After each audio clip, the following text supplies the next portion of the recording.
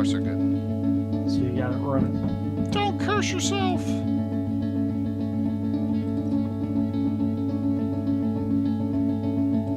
So far, so good.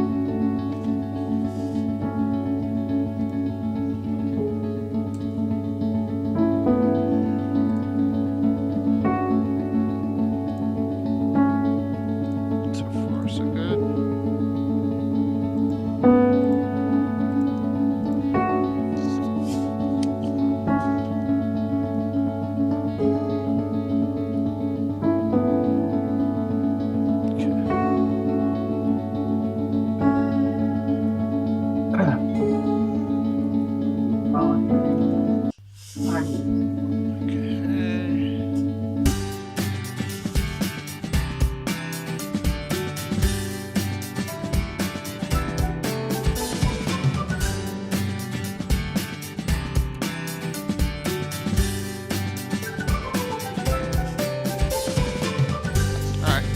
Good.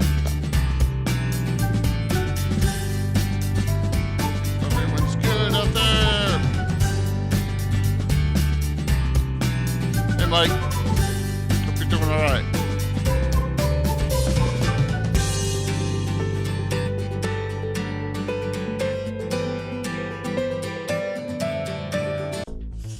Hope everything's good. Hey, Katana. Hope everything's going well with everyone.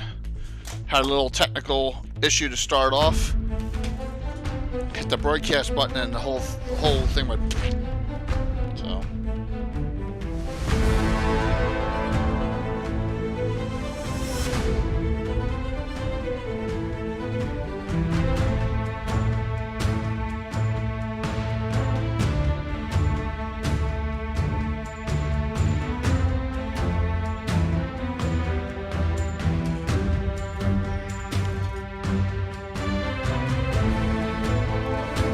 Hey, Patrick. Dale. What's going on?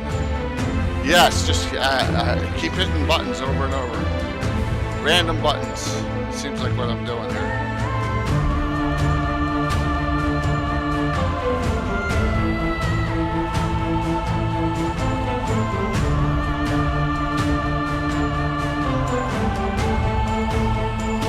Get ready for tonight.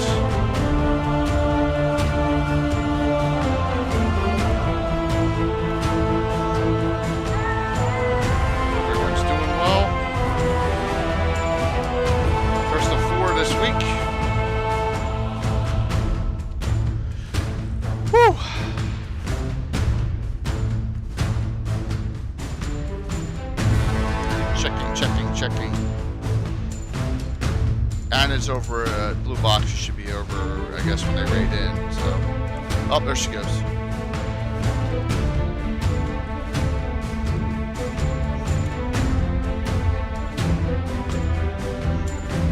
Hey, Anna. Hello. Yeah, I hit the broadcast button and it went.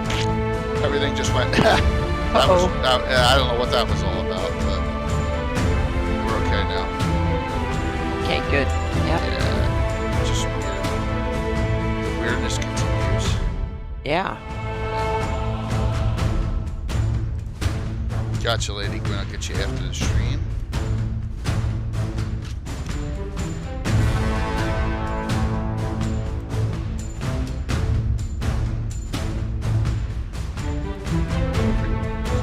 It's an interesting discussion, Anna. Yeah. He's done so many cool things. Oh my God, yeah. Richard Baker, yep. Mm-hmm. Absolutely.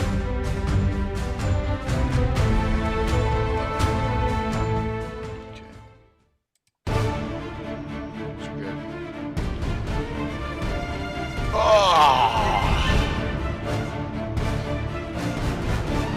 So Anna, I found in Zoom under Advanced there are settings to that are set to on. For enable hardware acceleration. I think that's why I was getting this super. Now look, now my GPU is up to 60% just running this vid right now. It's just weird. Yeah. It's just weird. But it leaves CPU power to be have instead. For what? for lots of stuff that the CPU needs to do. Yeah, I guess. It worries me that it runs like it's running this high just with this video right now. It's Don't just- worry about it. Yeah.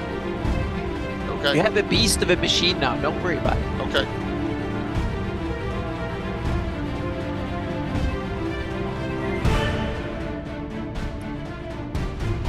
As long as you don't get blue screens of death, you're good. Yes. Or Okay. cooking it too much. Yeah, I'm on 37 degrees here, so it's good. Yeah.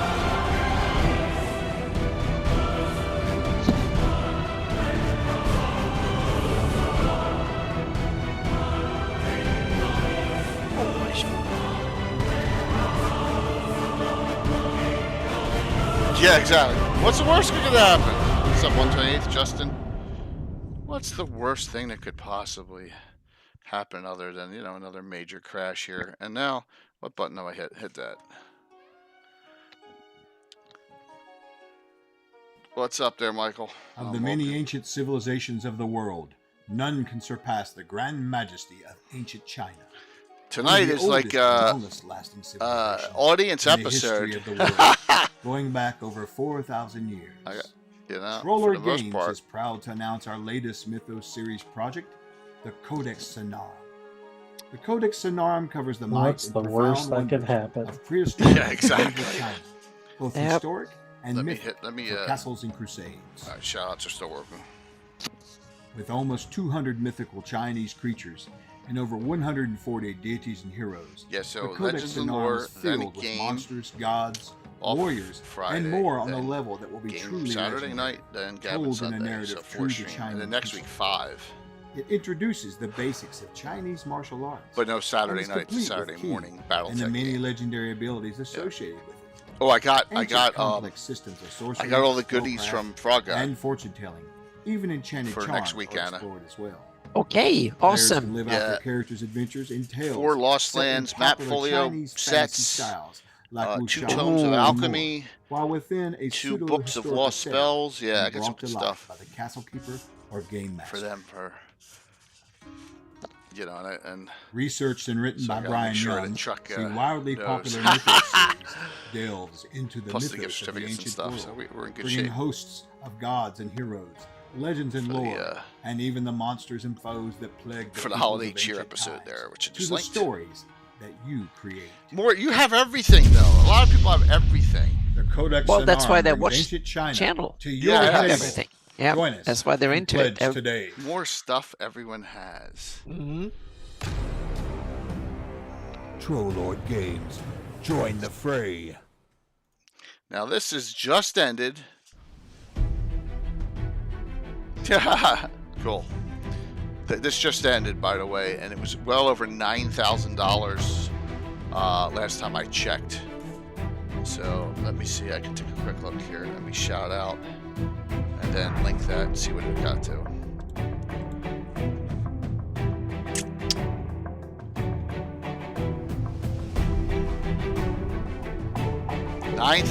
$9,242 it got to, which is awesome, and that hit every Kickstarter bonus stretch goal, and he added two at the end, an 8,500 and a 9,000 when it made them too. So it hit, Oh wow. yeah, it hit every stretch goal that Jeremy set, which is awesome.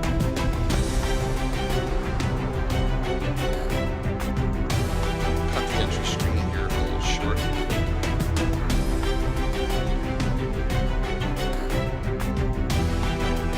We'll be playing with this again tomorrow night and Saturday night. Both.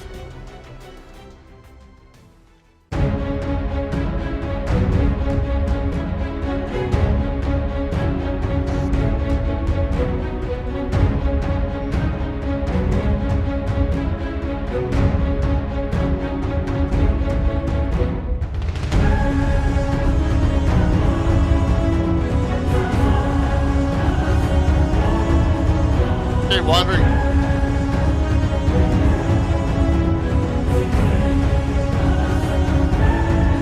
So with that crash, you all can hear me out there, I'm assuming already, because we've already interacted. That's good. So, good thing.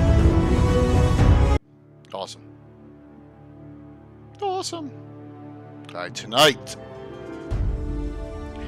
Week 1 of lazy prep, because next week I'll be gone 3 days, not 2, just like this week. I'll be actually gone that Wednesday. I'll be back like in the afternoon. Greyhawk Adventures and Modules Q&A tonight. It should be fun. I got a question I'll start off with. Prep everyone up there. And I'm assuming that Blue Box will be raiding in, which will be cool. So we'll have a nice raid coming in from them.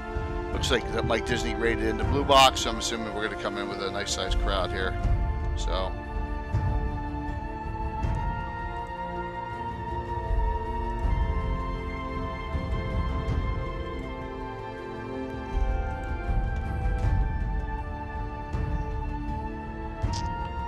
Okay. We'll coming live. How's that sound? We'll come live early here. Good evening, everyone. How y'all doing tonight? I'm Jay Killer Gazumber, with me, Anna Myers, second talk show in. Yep. Well, and Greyhawk Mike Bridges. Hard working. Hard working is right. Absolutely. Not me, Anna. No, but it was fun. The Blue Box is awesome, and John he had prepped so many cool questions, and He did. Richard Baker is awesome. So yep, Definitely. that was easy.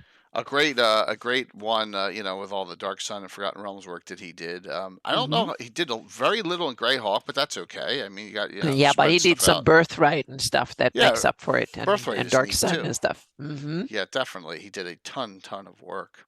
All right, so tonight, with all my, it's the calm, it's the storm before the calm, right? So I traveled the last 2 days. I'm in Texas 3 days next week. Coming right back into Legends of Lore. Then I'm off for the rest of the year. I got to get through this. So tonight, this is what we're doing. It's called Greyhawk Adventures / Modules Q&A. You take a module. Look at this. This isn't all of them, but I got some here. I just pulled a whole bunch of stuff, and ask a question pertinent to something. A what if. How would you do a placement issue, a storyline issue? Does conflict with something? You can always ask a question. So I'll start. How's that sound? You got one, Mike? Mike, you got a bunch? No, I'm ready to write stuff down. Okay, all right. Hey, Jose, good to see you. I got a good one. So Start it. let me go. Hello, Jose. Good to see you, Jose. Hey, Satori, good to see you too. I always talk about this, so we're going to go right to Village of Hamlet. All right. Have you ever run B Running? That's a great one, Alderman. We'll do that one second. Great one. Wrote it down. Here's question 1. What if I knew what I was doing all those years ago, and I stretched it out, and I didn't have Lareth the Beautiful killed off right away? What fun things could I have done with such an antithesis like that? I just feel like he didn't get his due. And it was my own fault, right? So, with just the great, a human that worships Loth, right? Part of the temple, But you probably retroactively found out that it was a cool villain that you should have hung on to, and so there's no way you could have known. That's true. That's true. Absolutely. No! All right, so I'm going to do this. Into that. No, here we go. You're going to make me throw this out. You're going to make me throw. Yes. No. Yes. No. Yes. No. There you go. I did it. I can't. Larry turns into a wraith. Oh, okay. In the novel. Okay. Yeah. So. Is he still a beautiful wraith? Yes. Yeah. And Anna has always said, "Oh, you can bring anyone back, right?" I don't want to do that. No, it's something you should use only when it kind of makes sense, both from in how the world works and also story wise. So it should be the rare exception, so to speak. I'm not going to throw it out, Patrick, because then if I throw it out, how can I do that every 6 months? The yes no with that, right? In fact, we're going to have a yes no on that coming up on Sunday. Because this is part of the Dungeon Sunday, and that stupid returns in the 30 greatest of all time list, and I can't. Nice. It pains me. So we'll have that discussion again on there. So look at Gary Julian busting the Colts. My gosh, I that's love great. that 30 greatest issue. I don't know how long ago that was. What was that? 10 years ago? 2005? Oh man, 17 years ago that was written. Yeah, something like that. Pull that again, and I bet not much changes on it. 17 years Mm, later. Depends on who writes it. I don't know. If we write this, it will be the same one. But it's like music. If the same people write it 10 years, meaning Same you people, found your sure, same things. people. Yeah. But they're supposed to be the industry experts, and yeah, well, know. wait until the younger that are even more experts on the new Oh, stuff. When well. they write their thing, they Then will they'll- exclude things. Yeah. yeah, they'll be like, "What's Greyhawk?" Well, you just gave away something, Anna. I'm gonna have my list for Sunday. I'm gonna do my own. Okay. I'm gonna have a list of mine. Yep. In my Cool. opinion, and my opinion is usually right. I'm just kidding. So, BB, why is Forrest Arkle so horrible? I don't even think it's Greyhawk Adventure. I think it's generic. So, Yeah, I don't think it's a Greyhawk Adventure. Where as far can as it I be know. placed? Is it? It's in Ulick? Forrest Arkle? Is it really? Oh. Well, there we go. Oh God! Ulick? Now I have to read it. Okay. Which Ulick is it in? Oh my gosh, it is terrible. See, you missed it. It's in your home turf, Jay. You should know this. It's not in my pile. It's not in my don't pile. own this. Even I Tim do not hates own that this. adventure. I don't know much about it more than Yeah. I don't think it's mentioned anything in Greyhawk, but I might be. No, it's awesome. So now I need to. Yep. Are you sure you're not talking about Border Watch or Patriots of Ulick? Forrest Arkle's in Ulick? Oh my God. So that hurts. That pains me. See, how can you have missed that, Jay? It's in your how backyard. I missed that? Yeah. It's because it's bad. I mean, that's just it's. Now we found out not long ago that one of Star Falls is in Pomarge, right? See, there you go. Yeah. So but there comes Blue Box in. There they are. I'll set the giveaway up now. Ooh. John, I'm glad you guys had a great show with Richard. That's really awesome. Thank you. Whoops. Wrong button! Jay hit a wrong button already, right off the bat there. Hold on. I was trying to shout out John, and I just completely I woofed it there. There you go. So I'll do it multiple times. Thank you so very much. So tonight we're doing General Greyhawk Adventure Q&A. All right, a very generic category just because of all the travel. Thank you. Hit those buttons. Boom, boom, boom. We're going to do some Greyhawk or, oh my God, my son's stuff's coming up all over the place. No, it's like this new machine now. It must be linked. And now I'm getting all his stuff he's doing on his Xbox on this with a Microsoft connection. It's really brutal. Thank you for that resub. It's the story. Yep. Let's set the giveaways up here. Going to do some great reprints here. Hopefully, if I can make this happen. Yeah, just give me 1 second. And exclamation point drawing in a second here, and then just got to be on the claim at the end. There we go. That should work. Thank you so very much for that. And welcome everyone from Blue Box. And I hope you had a great discussion. I was listening into it most of the time while I was prepping. Richard Baker, awesome. Looks like an awesome guy. Here's a pile. You're going to get your choice of 2. A whole bunch of stuff. So, and if you're really lucky, no, you can't have it. Yes, I'm going to get rid. No, I'm just kidding. So, with that return to Temple, no, it's evil.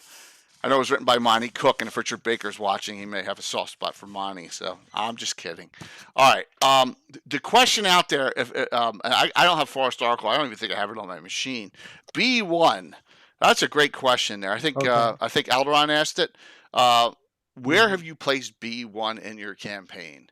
Now, I'm going to bring up the map, and I guarantee you this is going to crash the system here. I hope not. You have a beefy computer. I certainly hope so. A short stream. I certainly I'll have to reboot everything if that happens. But this new machine, just so many, trying to work it. Anna, the kinks and the conflicts are constant. Oh, yeah, you have to sort it out a little bit. It takes about a week. Yep.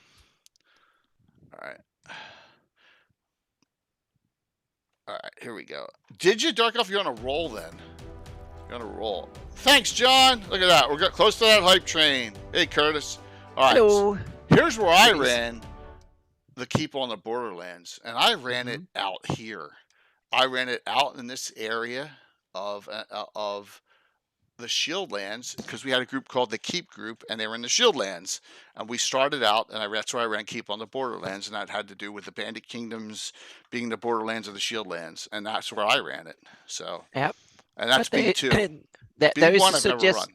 Yeah, Good. there's a suggestion for Keep of the Borderlands, and that's to set it in the geometry on the and that was actually, I think, written in Return to the Keep of the Borderland. It's not in the original module. I think it's in the Return. That when they named it Kendall Keep, and they suggested it to be set in the southwest of Yeomanry on the Crystal Mist slope of the Crystal Mists. So I put in Kendall Keep in the southwest of Sweets on my map as Kendall Keep. That the name it had in the Return to Keep of the Borderlands. Now, that's where the name comes from. Yeah, it's down here. I never ran B1 because I was lazy. I have not ran B1. Yeah, here's Kendall either. Keep. That's actually where B2 is. I don't even think I own it. Oh, sorry. Yeah, B2. Yeah. How about B1? Did anyone out there in the audience run B1? Nope. In Search of the Unknown, and where you placed it in Greyhawk? No, that I forgot. The Keep of the Borderlands, that question comes up so often that I keep remembering it because absolutely. of it. Josh. Isn't B1 like literally could be anywhere? You could close your eyes, throw a dart at Greyhawk map, and might be set it there. Hessmark Highlands, Gitano. Oh, that's true. Nice. That I've where? heard something. It's in it's west of Eastern Sunday. Right. Well, this is your area. Thanks up. This is your area there, Gitano. Your area for your Tomb of Horrors campaign. So that makes sense. I mean, you can place it almost anywhere. Thank you for getting through that level 1 hype train. That's awesome. Yeah, definitely. So B1 and B2 are classics. I just never ran B1 because I didn't want to have to place all the monsters in the rooms when I was a kid. I feel you moves. Yep. So. Been too long. Yep. B1, the unknown. Exactly. It seems that. And the module suggests 10. Oh, no. Wait a minute. They suggest 10 in the actual B1 module? Huh. Wow. Oh. That's pretty interesting. I think that's a suggestion for someone. I like Gitano's thing right in this area here. That's cool. I think you could put it almost anywhere that's not in like near a city, which would be cool. So, well, thank you, John, for that raid, and hopefully things went really well, and we'll get Richard to play in the fundraiser. So a couple things. If you didn't see when you came in, the Gamescape 3D Kickstarter smashed $9,000 and smashed all the Kickstarter goals, so we're great there. And I got a lot of the stuff from the goodies for next Friday's Fantasy Mapping Show for Frog God. For the cheer episode, where we're going to do at least 12 giveaways. That's a goal. At least 12 giveaways on that one. Last year it was insane. We did 32. Oh, yeah. I'm not doing 32 giveaways. Yeah. So Frog God, I'm waiting on Chuck to get his. So all right. That's a question. Here's another one. We did this on. We discussed this on Sunday, and we all know that Olive Dread is placed.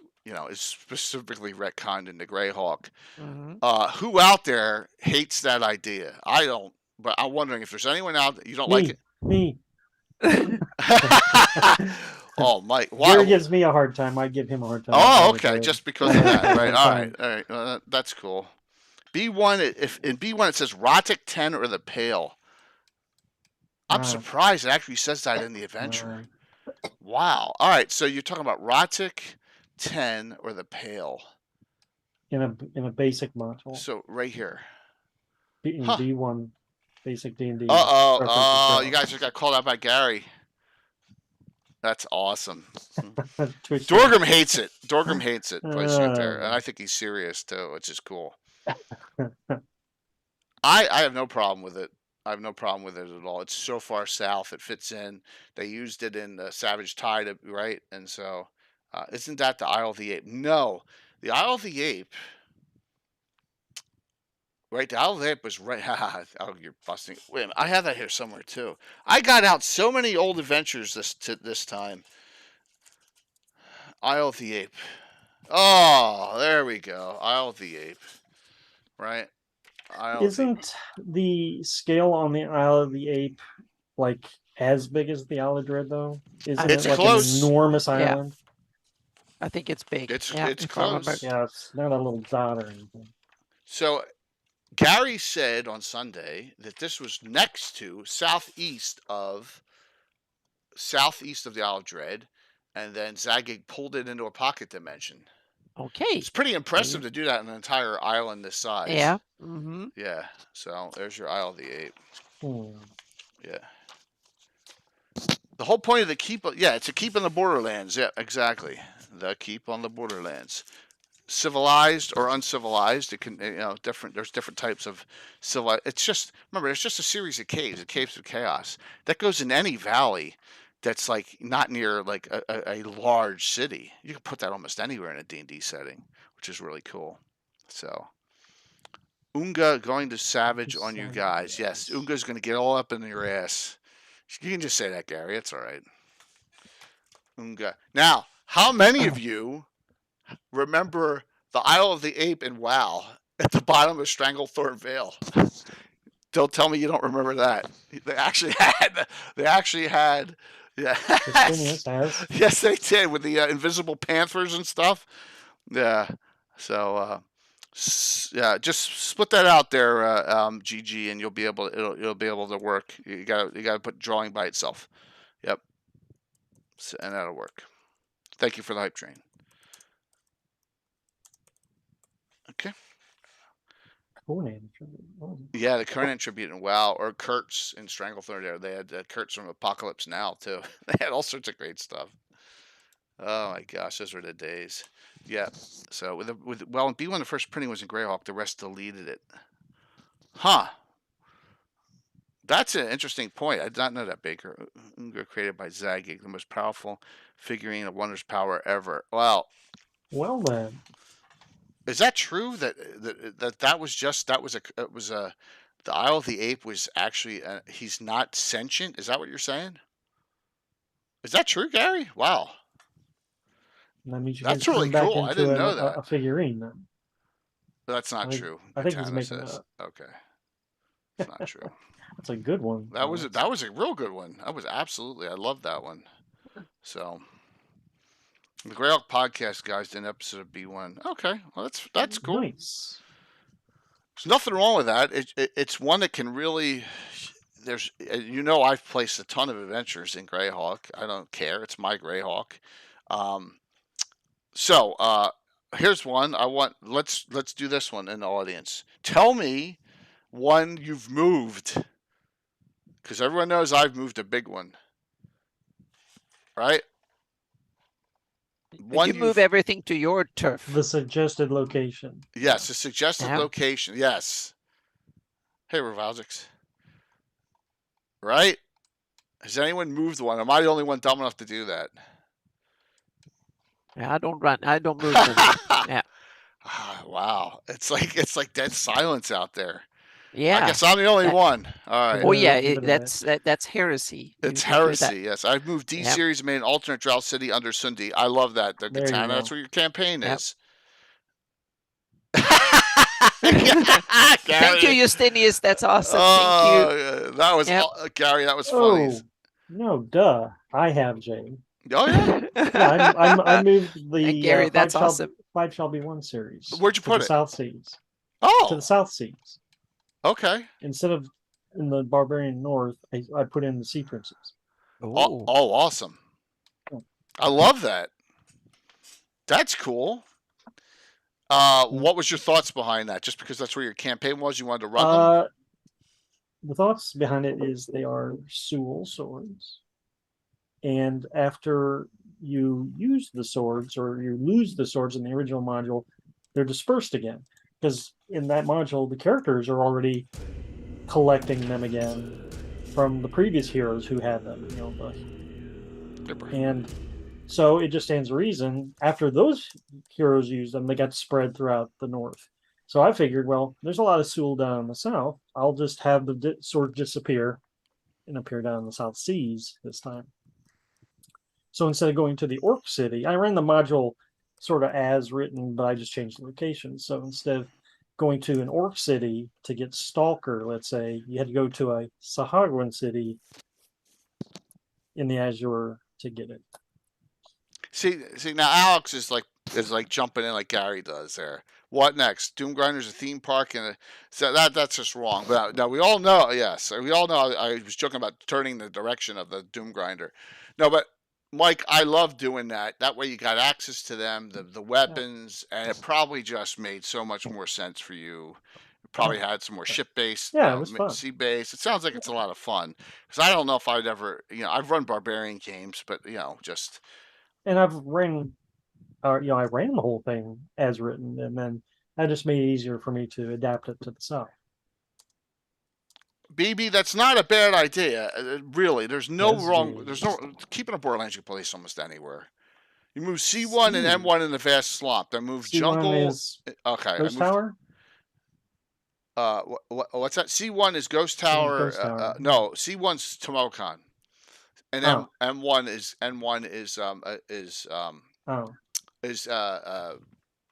against Cold Reptile God, which is the one I did too. I can see that. Yeah.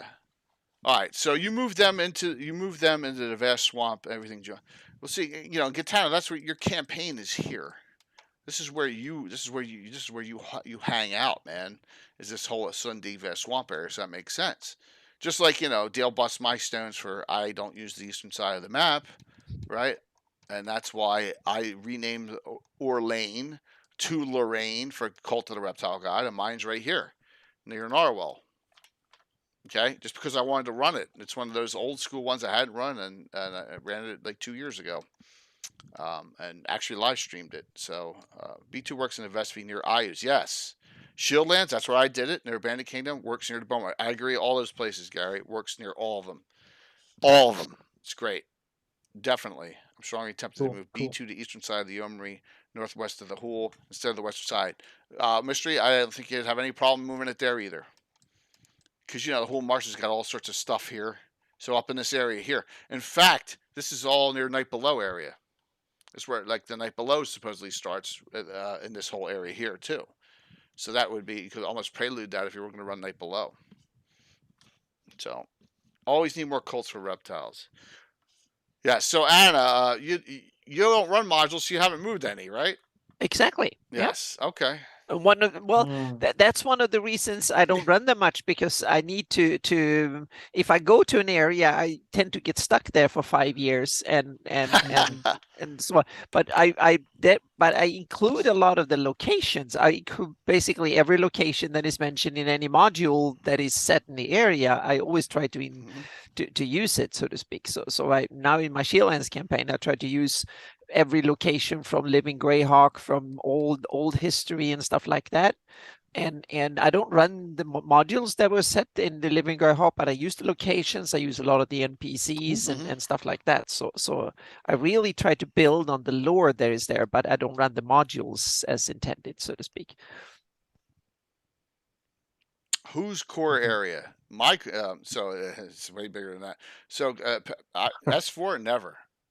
Not why would no move Forbidden City to Amidio. It contains Tomorrowcon. That's not a bad idea either. I moved Baltron Speaking and Tomb of the Lizard King to into the whole marshes. Cast with them all. Well, Gary, I always thought that they were placed there because of this map and Anna placing them on the map. So you're saying that they're not specific to there, and that they are. So, which one are we talking about here? Baltron Speaking and Tomb of the Lizard King. Well, they're not specific. They're set there because they're suggested to be there, so to speak. They're kind of loosely shoehorned into the setting. But Gary says he's the one who suggested it. Oh, yeah, that might be. Yeah, I forgot who suggested it, but they were, Bane of Mystara. I mean, look, you got you got both those adventures here, and then you have this adventure that starts right here in the Dun Mounds. There's my cheap little push, and then there's Salt Marsh. There's all sorts of great adventures. Yep. And if you go further south here and you really want to torture yourself, you got all the UK modules here. You can run Gargoyle here too. No, the UK modules are really cool. Actually, I have no problem with a lot of them. So, so 300 by 300 miles for Felix is small. 10 hexes. That's Yeah, big for me. yeah. Come on, I ran mean- 2 years. I'm not 5 miles from where I started. that was from Yeah. anyone. No. Yeah. So come on, different scope. Sure, Depends on how detailed I've ran lots of domain at Greyhawk campaigns. Yeah. Or maybe 10 hex by 10 hex. Yeah. Yeah, I've been on the same 15 by 15 mile map since I've started. I've only covered the northern half. So 5 by 5 miles in 2 years. 36 sessions or 35 game sessions in 2 years within a 5 mile circle. Yeah, from where I started. It probably wasn't Alderaan, but it's a great one. Yeah, no. So Anna, your game that's cool, Mystical. Thank you. Yeah. My games are very local usually. Yeah. Each campaign usually don't. Some of them are stretched over large areas, but that was back in the day. Now when I'm much more granular with stuff, so to speak. So I'm all over the place. The whole western side of the map for me is fair game. Yeah, it is. I mean, I got this whole area, Altamira. Yeah. This whole border here, and deep into the Pome Marsh here. By the way, this tower, this is where When a Star Falls takes place. I may rerun this. There's the Tower of the Heavens for When a Star Falls. All right. Also, there's Hidden Temple of Erithal, which we ran, and that's that was placed there by Anna and me. Narwhal, the whole coast, all of Selene, Hamlet area, right?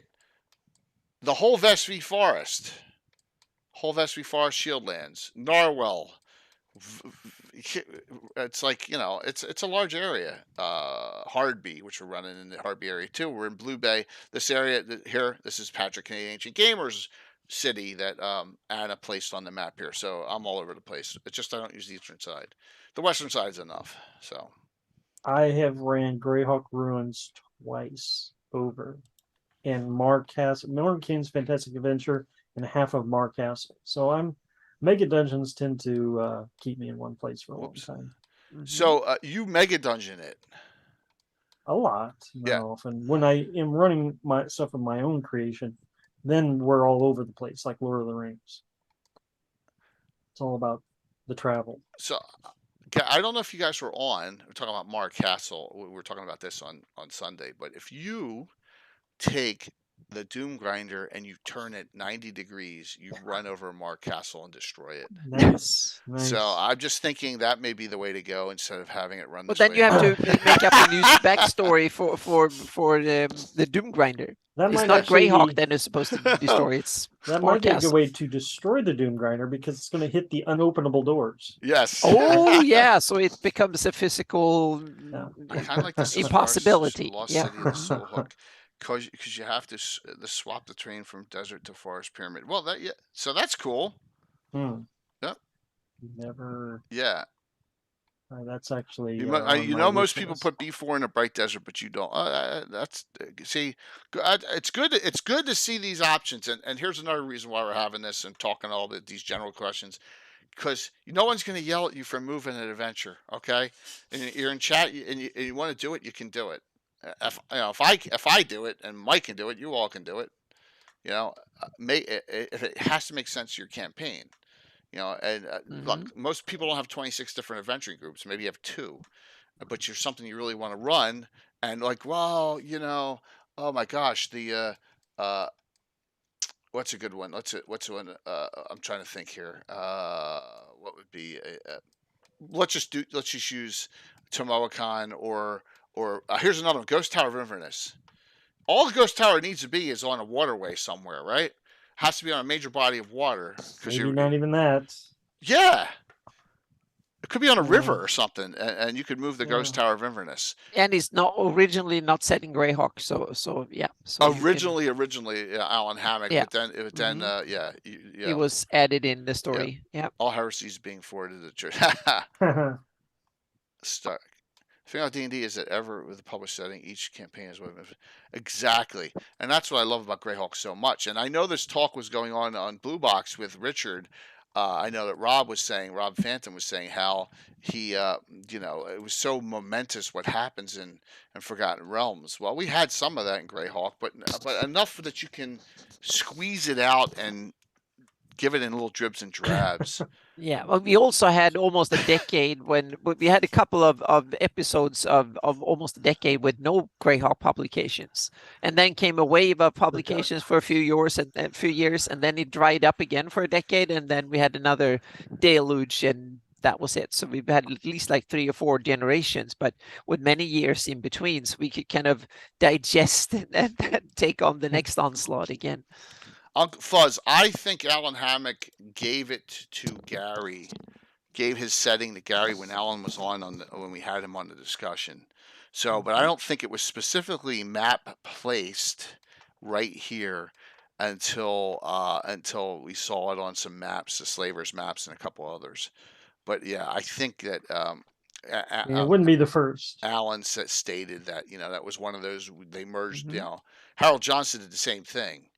Right. Yeah, we have the White Plume Mountain is another one that was written, and we have a lot of since in the early days that the tournament modules were then retconned into Greyhawk afterwards. Yeah, Tomocon, definitely. So there were a whole slew of these kind of modules that were written to be run at conventions, and then they rewrote a little bit, gave it a forward and a little bit of a backstory, and shoehorned it into Greyhawk. That was part of because Greyhawk was the setting back then. Mm-hmm. Absolutely. The only setting. So he suggested Ancient Flan had hidden gateways between certain standing stones in the Flanas, accessible to right time and place that could even excuse our places in the world without giving them overpowering magic. That's cool. Ooh. I've used standing stones all the time, especially in the Vespi campaign, Gary. The problem is that mine always have those symbols from the Led Zeppelin, the Zoso symbols on them. One of the 4. Oh man. The feather, the 3 intricate circles. Yes, they always had one of the 4. Yes, so whatever that means at Greyhawk, I don't know. So a current campaign I'm in has this possession of skiff airship build this with you. That's cool. So just note, that was just a question I brought up. Where have you moved your stuff to? And it looks like I'm not the only one that has done it, which is good to hear. So, OJ had mentioned in Sunday of portals between several comet landings, one and the vet. Oh, all right. I didn't bring it upstairs. Gary, don't have a stroke. Where? And Gaetano and any of the others, and I'm not trying to say this to be a meanie here. You do hear Image's song? That's great. I love that. That's a great song. Where would you place that black box set Night of the Comet or Tale of the Comet? Night of the Comet's a movie, by the way. I'm sorry, with Catherine Mary Stewart. Tale of the Comet, where would you place it? Near Dave? Because someone asked that in Discord, on the Greyhawk Online Discord, and I know Arthur the Cleric asked me if I have it. It's downstairs. Night of the Comet's one of your wife's favorite movies? Oh my gosh, mystery. Yeah. Oh my gosh. Valley Girls survived the apocalypse. The Near Deves are maybe Lake Quag? Okay. Anyone tried the Silver Key in Greyhawk? No, but that one would not be too bad. It's a little better than the Forest Oracle. What's up, David? Hope you're doing well. I like the Lake Quag idea for it. It's remote. There is some civilization, but it's remote, and there's some mountain ranges. I think that's a good idea for it. Right? See you, Alderon. Thanks, man. Thanks for the participation. Yep. What's anyone else think? Anyone else think that that's a good idea for Tail of the Comet?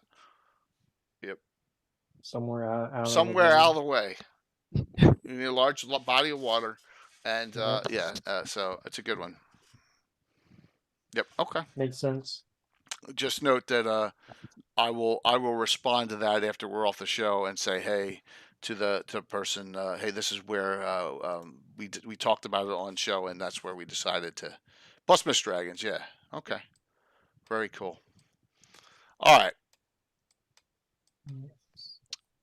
So you guys are supposed to ask us questions, but guys and gals, I'm going to ask another one. Mm-hmm. Are you speaking of adult Silver Key of portals? It's an adventure, Gary. If you remember, the Silver Key is in the same one as the Forest Oracle. So that weird cover. It's black, right? Also, Wand of Archeal was another one in that era. That's a rare one. I think they were generically placed. I think they were RPGA tournament adventures. And the Silver Key was in that. It was in that genre. A couple others as well too. Where it's at 2E at the end of 1E, early 2E genre, if I recall. So, yeah, it was second. Yeah, yep. So I'm not. I don't remember a ton about the Silver Key, but I would say, uh, if I recall, isn't there elves in that? Now you sounded like that Oh, that no. should not be in any adventure. No, like That was awesome. Yep. Mike needs to run Apocalypse Stone. Okay. No. Yeah, I would run Silver Key if I had it.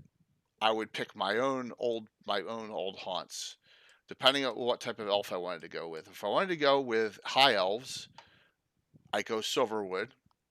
If I wanted to go Sylvan elves, I go Axewood or this area of the gnarly forest where all the clans are.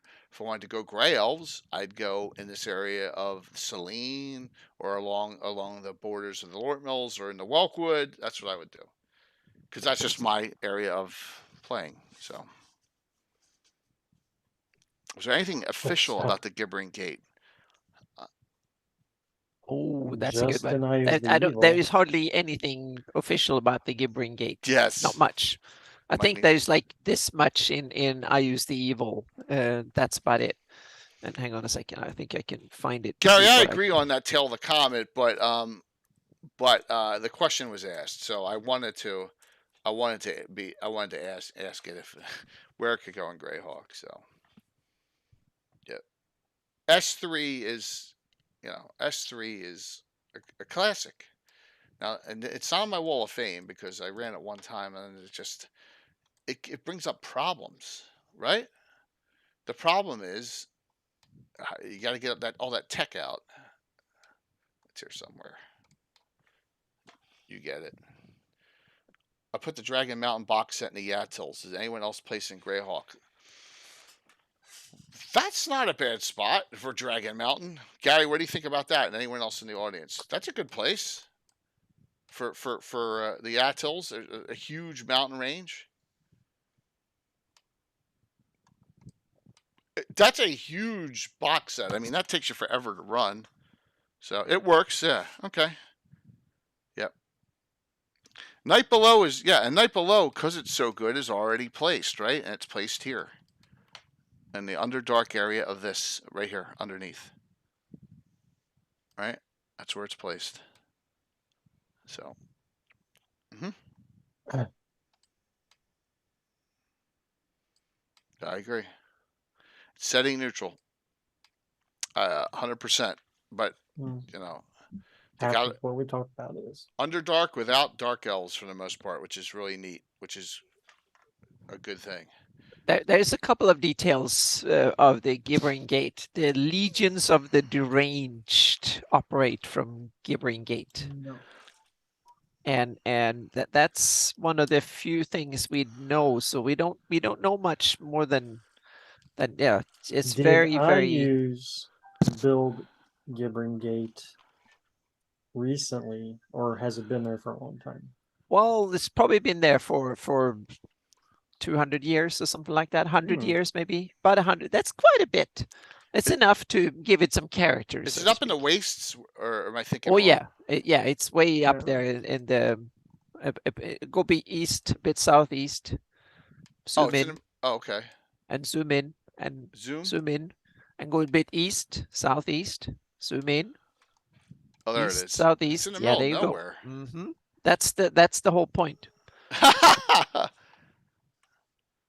White Plume Mountain is very nostalgic, absolutely, and it's awesome. Curtis, I know this is not a popular opinion. I like Return to White Plume Mountain more than the original. Like, usually the returns, the 25th anniversary ones, A lot of people don't like them more. I like it. It just threw in a lot more detail into it. But that doesn't mean that I'm right or wrong. Just that's just my opinion on it.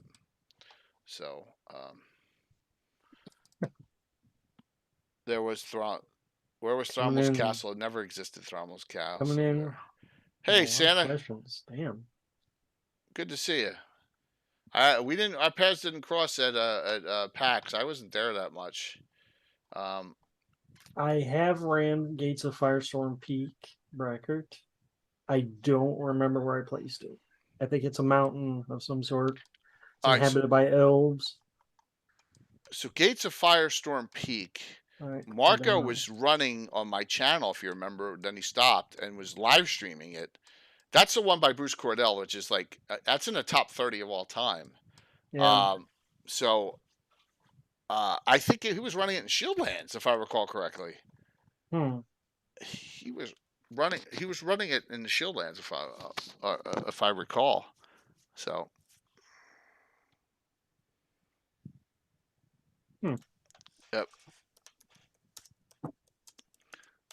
If I could do it over, I'd probably put it somewhere between the Vesby and the Yaddles. So, like here, like near the Klatspurs or whatever. Okay. That is. Interesting. Maybe not in Highfold, but farther north. So once again, the Perrinland deal on the probably on this side of the Perrinland. Because you don't want it going in. You don't want them pouring into the Vesby. You want them pouring into, right? So. Oh, I don't know. Yeah. I'm just talking about in that area. Isn't Sanguine? Yes. Isn't Carlos licensing Sanguine Labyrinth a take on Gibbering Gate? Yes. Yes. Yeah. Absolutely. It's it's on Ius the Evil, and it's run by Jumper, and it has a bunch, home of the Legion of the Deranged, and a whole bunch of other stuff. I made it into Ius top security prison, where he store things that never should come out, so to speak. Yeah, it's good. It's a real good point there. So Fizzbend, are you talking about first levels? Because if first levels, it's helmet all the way. You got a sandbox. You got a town that's really detailed with a lot of great NPCs. You can create a lot of easy, banditry, escort adventures off of it, and then you got a larger plot if you want to continue on with. That's where, that's my suggestion. Is if you're gonna, that's where I started. If you start in Greyhawk, start in Hamlet.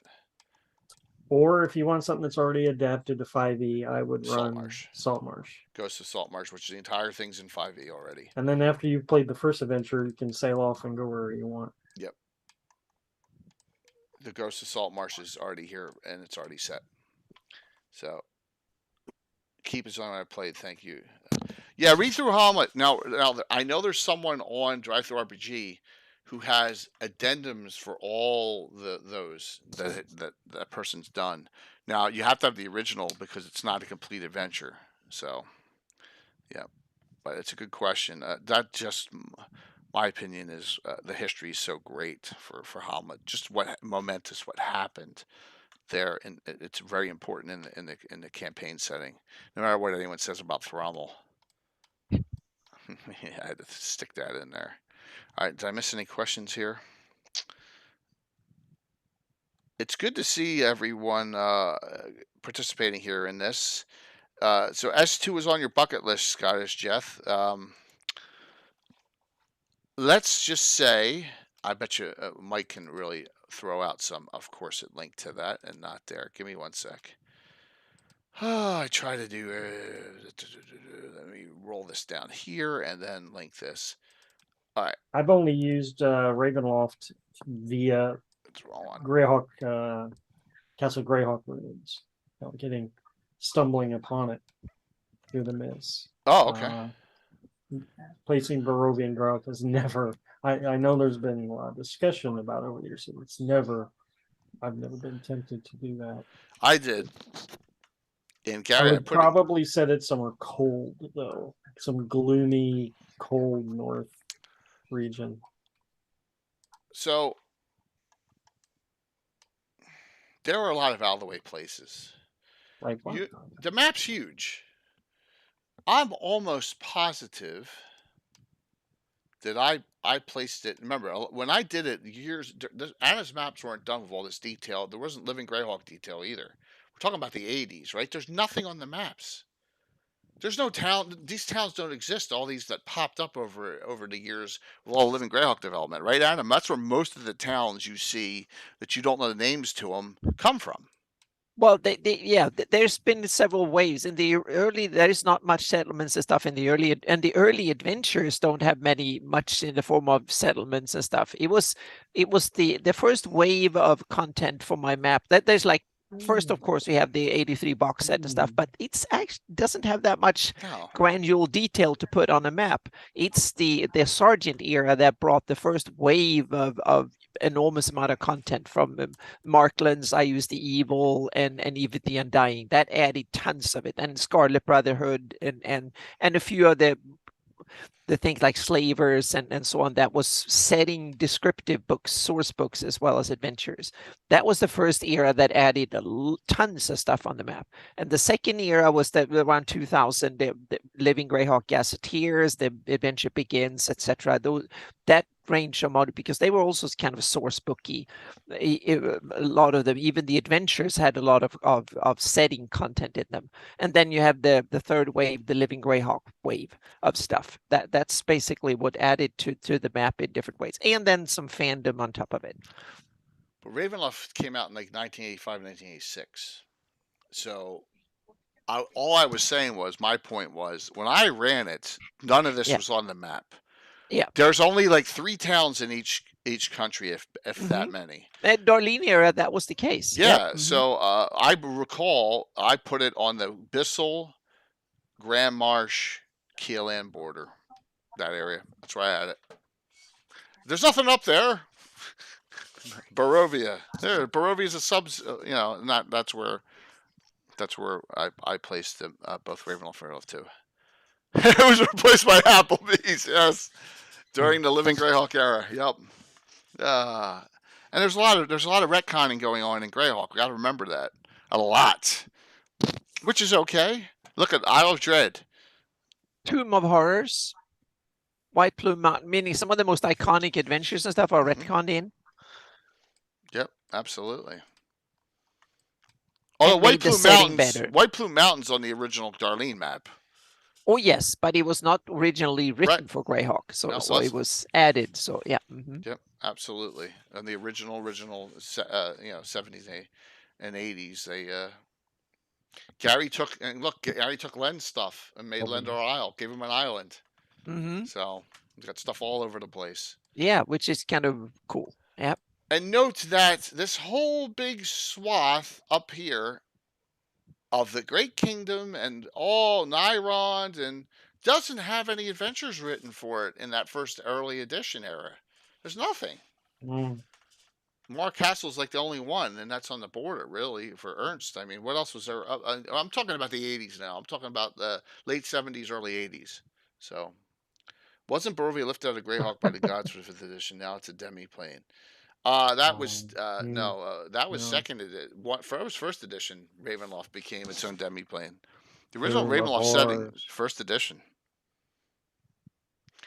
And there was a ton of dungeon adventures that were for Ravenloft. Where Great Kingdom was in the Great Kingdom was in the original campaign. You're absolutely correct, BB. But there were no adventures placed there. You know. So it's a big blank canvas.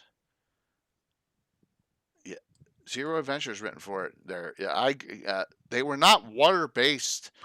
That's the thing, Troy. Adventures. You're absolutely correct. I'm trying to think of.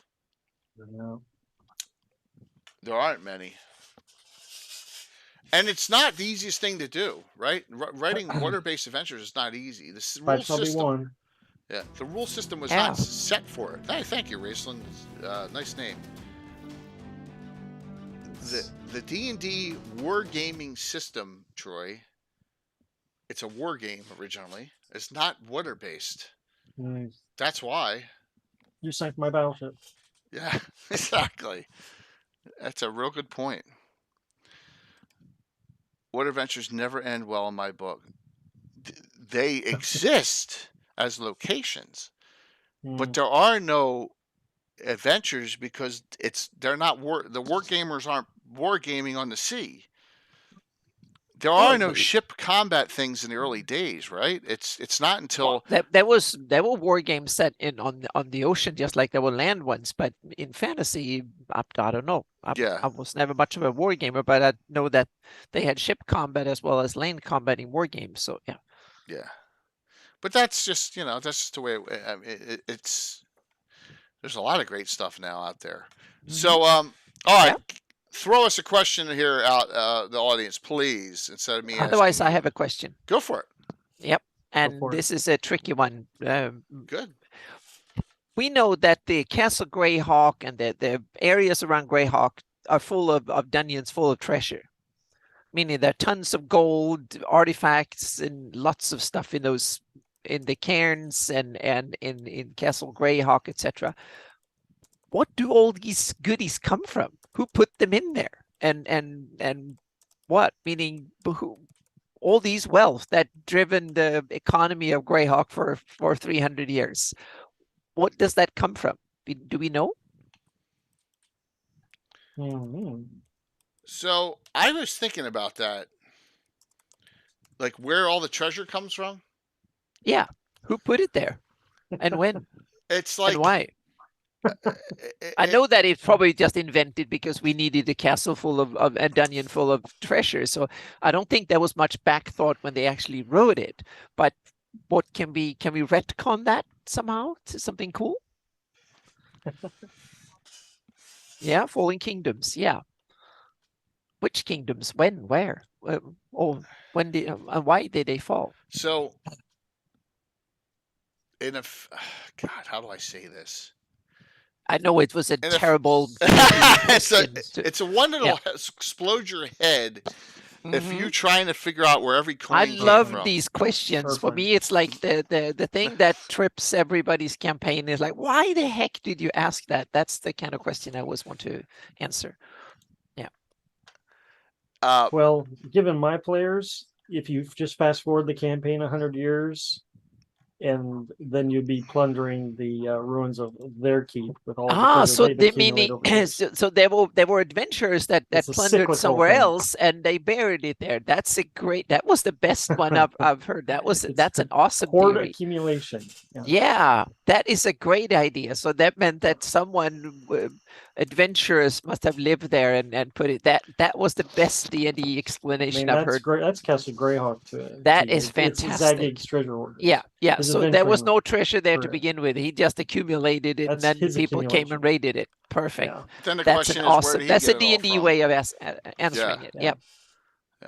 Yeah. That's true. He created the Sahagwin and Zagig hoarded it, and then the heroes redisperse it, and then So it's the same artifacts and stuff. Just get adventured around the circle of D&D life.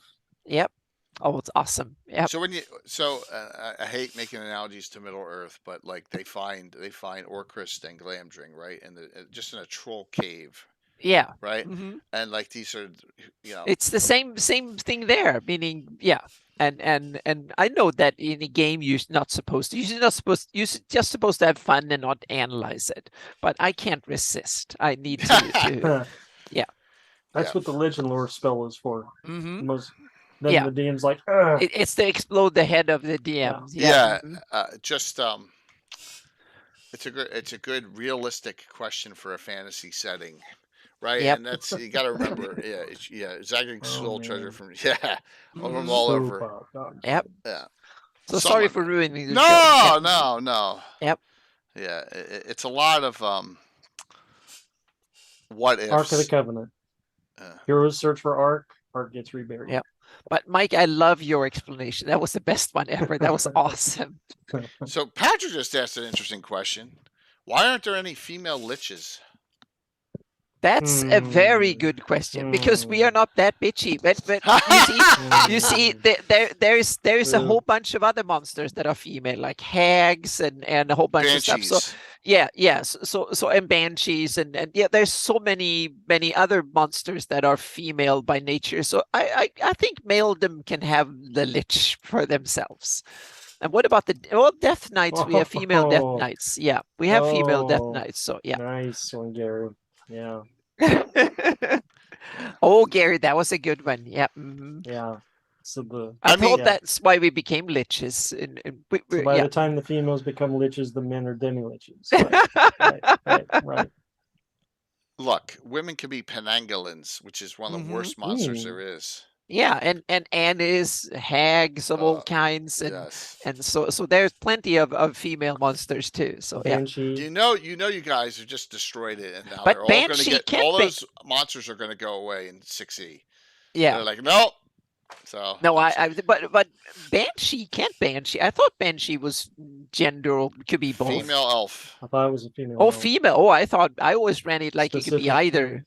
Okay, that's an interesting. Yep. Medusa. Yeah, Mandusas. Yeah, and Medusas and Mandusas. Yeah, that's another one. So yeah. So there is no shortage of nasty female monsters, so to speak. So yeah. But liches, that's an interesting one. To me, now I'm putting on my analytical cap again, and I'm going to be too long, but I think one of the reasons is that it was actually power. In order to become a lich, you have to wield tremendous power. And since liches tends to be human, men carry or have most of the power. That's probably why they are the most prevalent to become liches, because you need to, usually in order to become a lich, that's not someone just makes in their home backyard, so to speak. You need to be really powerful and amass a lot of knowledge and resources and power in order to become a lich. So it's more like it's the top politicians in the fantasy world that becomes liches. And I think they tend to be men, even in Greyhawk, more than women. But it would be cool to have a female lich. And I'm sure if you dig deep enough, I'm sure there's someone wrote a female lich somewhere. So yeah. Yeah, but look, Brackert. They made her Arazi the Harlot Queen. I mean, there you go. Oh my gosh! And there you go. Yeah. So female Drowlich, former Clark. Oh yeah, I'm sure if we dig through Greyhawk lore, we will find a female lich or two somewhere. So yeah, just like we have female Death Knights and stuff. So thank you, Gary, for being a little bit of equivalent between the genders here. So yeah. I have no problem with female. My main antitheses are mostly all females.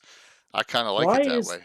Why is the Lich Queen of the Githyanki a Lich when the Githyanki live in the astral plane where you'd never age? That's an interesting thing. Maybe she became a Lich before she brought all the Githyanki over or something, and then stayed there or something like that. I don't know the origin story of Githyanki, but it might have something to do. She might have ruled them forever, basically, or since their inception or something. There it is, Marquise Marinade. Yeah. There you go. Soul liches. Yeah. Yeah. Concert the door saying the King of Ghouls and yeah. Yep. Yeah. And what do you call it? The ghouls. Yeah. The one not by Empire of the Ghouls. That's a 5e version. Kingdom of the Ghouls.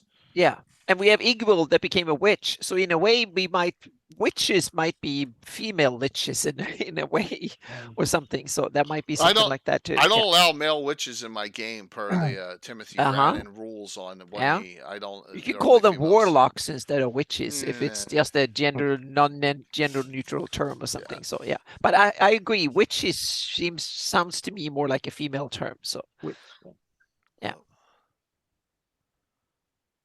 Feel like there's a lack of information on Soon Draco or Forgotten City and Sea Dust. Maybe Anna can enlighten since I'm not familiar with the Gord stories. Yeah. What do you think, Anna? Let's see. Feel like a lack of information. Soon Draco, Forgotten City. Oh yeah, that is something you should definitely read the Gord novels, because they detail, not in great detail, but at least they give you a good I would say a good feel for the place, because Gord is actually there and you get a sense of how it feels, so to speak, and you meet some of those albino weirdy humanoids that live underground and some of the other stuff if you want to set an adventure out there, definitely read The Sea of Death. I think it's the best source we have, and it's from Gary himself. So and I also think it's one of those books that he actually wrote early on, tying into Saga of the Old City and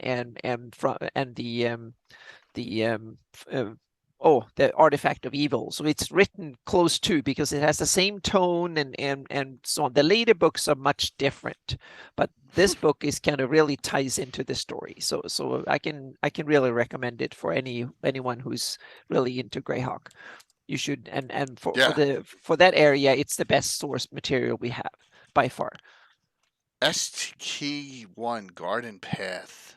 BB, can it fit with UK1, which is, of course, When a Star Falls, right? No, not When a Star Falls. Beyond the Crystal Cave, which I think I left downstairs. I'm not sure. I don't know. I don't know ST1. Sounds reasonable. Yep. ST1. Now I need to look here and see. Hey, Taryn. Yeah, Taryn. She's kind of roaming around there. You know what? It changed your name. I think it changed your Taryn. For some reason, when your name changed, it changed your special badge setting. It's not there now. That's weird. I'll have to check that after the stream. Don't know why it wouldn't do that. Let's kind of remove that. Yeah. Huh. ST1. They were very, very few copies. I'm trying to look. I don't even know what. Yeah. Very, very few. So Scott Benny's article mentioned a witch ghoul, a great servant of Orcus who we presume is female, working on a write-up. Yes, the witch ghoul was which one was that? Elidor? One of them, right? Was trying to kill it, if I recall. Cool, yeah, the witch ghoul. Yeah, that's a great article, and that's one. Just what a shame Scott passed. It would have been great to have him on. I mean, because his Rakshasa article, I could talk the whole night about it. So, yep. That's cool, Gary. You're going to be writing that up. That'd be really neat. Because I would utilize that in a second. Up the garden path. I don't know that one. ST1. No, me neither. I'm trying to see if I can find something about it, but I don't know that one. So I can't with a straight face, or without saying I'm fudging it, make a reference point. But if you only printed and distributed in England, okay. Well, there you go.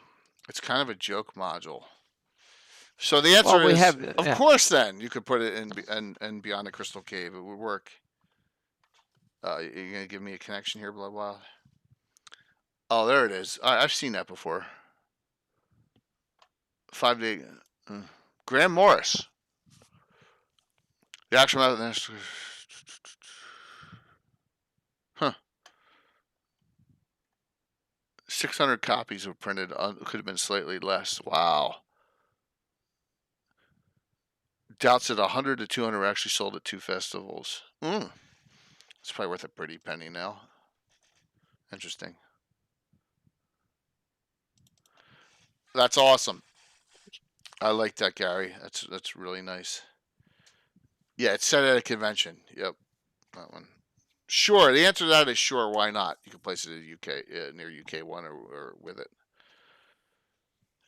Yeah, we'll never be able to ask Scott, like, hey, were all these out of your campaign? Which I guess they were. I mean, he probably, his Saints were probably a way he developed, like, right before demigod status. You could attain this, but you couldn't, 'cause who wants to have your character ascend to godhood? I mean, it's kind of Monty Hall, right, when you think about it.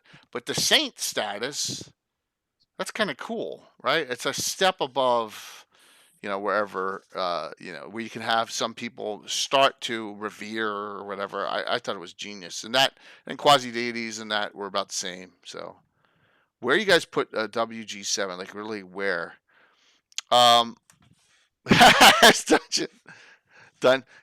That's in. But see, that's in Expeditions Ruins of Greyhawk, Mike. That'd be. That's easy mode.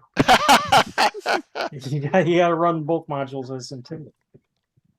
Saint Cuthbert became a god, though, but BB Saint Cuthbert wasn't a saint.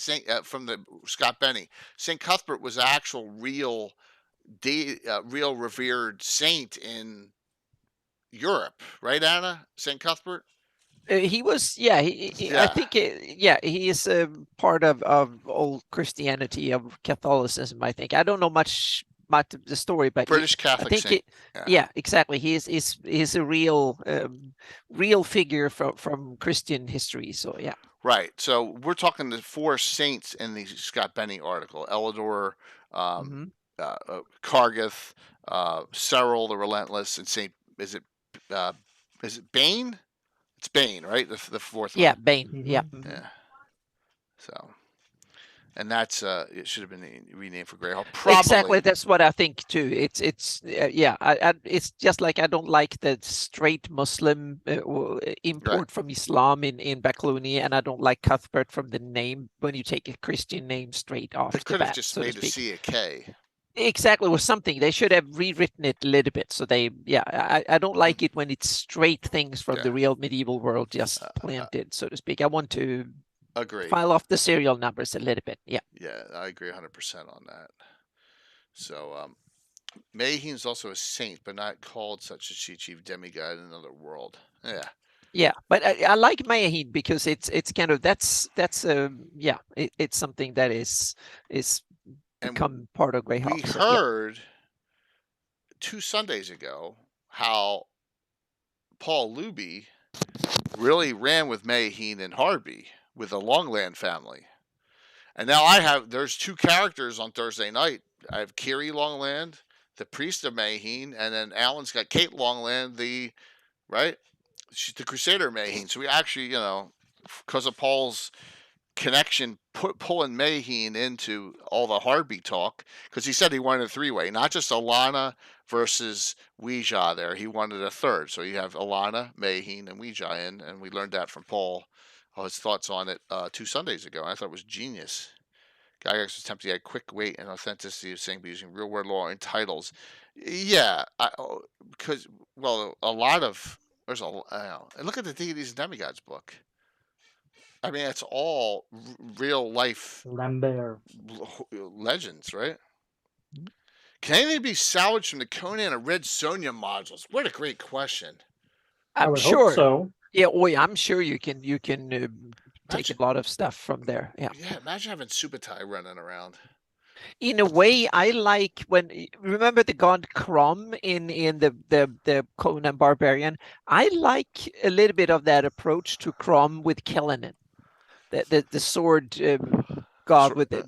Crom is the deity of iron or something like that, weapons and stuff in Conan. And I kind of like that approach a little bit when it comes to Kellenin, the god of iron, steel, weapons, sword fighting kind of thing. So when I saw Conan and I read about Kellenin, I was like, I kind of like to take inspiration from the Crom in the Conan setting and use that a little bit for portraying my Kellenin in my Greyhawk. I'm not straight conversion, but a kind of take inspiration from it. So I'm sure that it's tons of cool stuff you can pilfer from and file off the serial numbers and integrate into your Greyhawk from both of them. Yeah. So we know one thing, that in Conan there's a hell, because at the very end when he's standing there, he says, "If you're not listening, Crom, to hell with you." Yeah. And so. Yep. Yeah, they might just be an expression, but at least we know that there's a place called hell. So we can, Otherwise, you wouldn't use that swear word, I guess. So yeah. Yeah. Maybe they didn't thought about it when the script writers, so maybe just added to it. I don't know, but it's cool, so it works. I'll do my best on Stephen Marsh, everyone. You got to remember, a lot of people, and I'm not bitching about this, a lot of people will not even respond to friend requests on Facebook anymore. So it's really hard to get that initial contact. And usually I have more success when I meet them at a con or that helps a lot. And that's where that happens a lot of times. Look at all the stuff we got from last year. Once I have a relationship set with them, like Eric Mona or Sean Reynolds a little while ago, then or Ed, then it rolls, right? So, but I just got to make that initial contact. So. We'll work on it. I thought you were talking about hell being mentioned in a Conan RPG book. No, because he says it in the movie, so there's got to be you don't say to hell with you unless you have a reference for that word. So just little minor thing. But that's a great question, and I don't see why you can't. No, I'd love. I would love to have him on, man. I would really love to have him on, and just like, Alex was instrumental in helping us with Ari Elmore, and helping getting Mr. Baker on tonight on Blue Box. If anyone can give me an assistance or connection, I'd be more than happy to take it from there.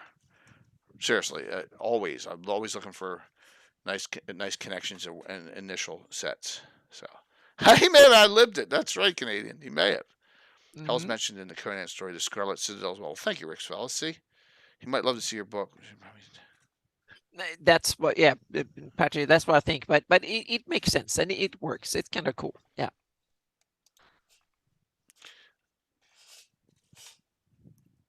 Yeah, it's a great idea. That's a great idea. So, and I like that question there, David, about the third-party stuff. They had the rights to it, and we talked about it. I think Zeb wrote the one, and I had him on, and I talked to him about those. Like, can they be run in the Barbarian lands in Greyhawk? Maybe. Oh, you mean Conan? Yeah. Oh, I think Conan will fit right in. You just need to change some of the mythology a little bit and some of the names, and I think it will fit in Stonefish perfectly. Maybe even too. Oh yeah. From the Tiger Wolf nomads all the way up north there, I can definitely my see. very first Greyhawk campaign, when I let one of my friends make Conan. That's awesome. And we were running around, and because he is destined to become a king someday, we set him on a path to take over the Great Kingdom. Oh wow, so that's kind of ambitious. That's kind of ambitious. First one ever. Throwing in the Knights of the Round Table and Excalibur and all that. Yeah, we ended up with a campaign where we conquered the entire Atlantis. That's awesome. Oh, that's the way to start. War machine rules. Yep. Wow. Crazy times back then. Yeah, but Conan was the template for the barbarian class in D&D. There's, meaning, come on, that's where it came from. All right, so here's a question. Name or tell me an adventure at Greyhawk base, please, that you wanted to run but were scared to run. And I'm going to tell you mine right off the bat. I was afraid it was going to really imbalance the campaign and screw everything up, and that was City of Skulls. I was like, wow, you have to be neutral with all this other.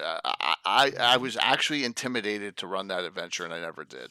That's mine. I ran it in an evening. Okay. In one evening. One evening. Wow. Is so it was kind of like a speed run through it. So it didn't really have much impact. Yeah. Okay. For me, it was to integrate Planescape into my Greyhawk campaign. It was something I would love to do, but I was kind of, that might derail things. So I'm taking ideas from it, but I have never. But at first, when I saw it, it was like, oh, this is so cool. I just need to wholesale just integrate it into it. And then it was like, nah, I'm not sure about these factions, and some of this might not fly well. And I was like, what? My players will screw me over 10 times with all this, and I was like, no, so it didn't happen. But that was something I would have loved to just take all the stuff and run with it, and then I would have had to go back and forget about the whole thing afterwards. I don't know. Yeah, I was so tempted, but I didn't. How about anyone else out there? I gotta agree with Jeff there. Barrier Peaks. In my artistic side loves looking through that book, and I'm like, oh, this is a cool module and everything, but I'm like too scared to run it. I don't know. It does. It mentions hell. Yeah, so they have a hell. It's good. Thank you. Yep. Good.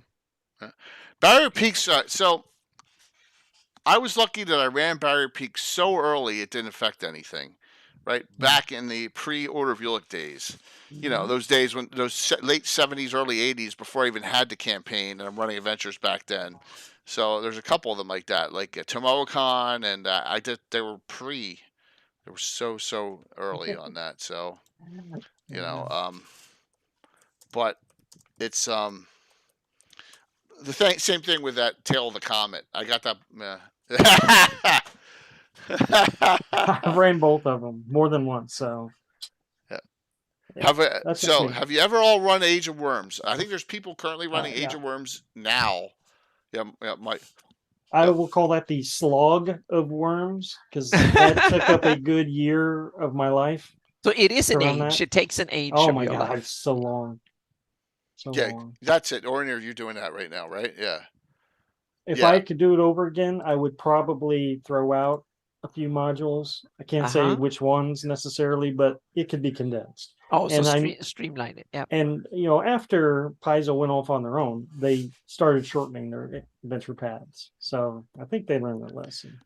Well, we went over all 9 adventures from Shackled City, and then the very last time, someone in chat said, "Oh, I had ran all those." I was like, "Wow!" I mean, one of the newer viewers, but like a lot of people ran all of Age of Worms. How many people here also ran Savage Tide in its entirety? I'm I interested to know. played in Savage Tide. Okay.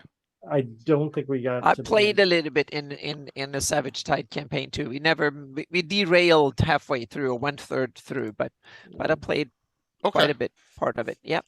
I didn't do any of them. Once again, we were in our bubble. I haven't run any. I've never been in that area of Greyhawk and run adventures, but I played. Yep. But I took stuff from Age of Worms, all the write-ups they did on the Green Lady and stuff, and Diamond Lake. There were some great ideas there, and utilized some of that. Smart. Yeah, but I never ran it. So, no interest in the Bloodstone modules. Well, the Bloodstone modules are technically Forgotten Realms, aren't they? I think so. The first one, I'm not too certain about. Or maybe they're just generic. I'm not sure. Because it was battle system, really, wasn't it? It was, absolutely. I have it downstairs. It's flat as a pancake. Yeah.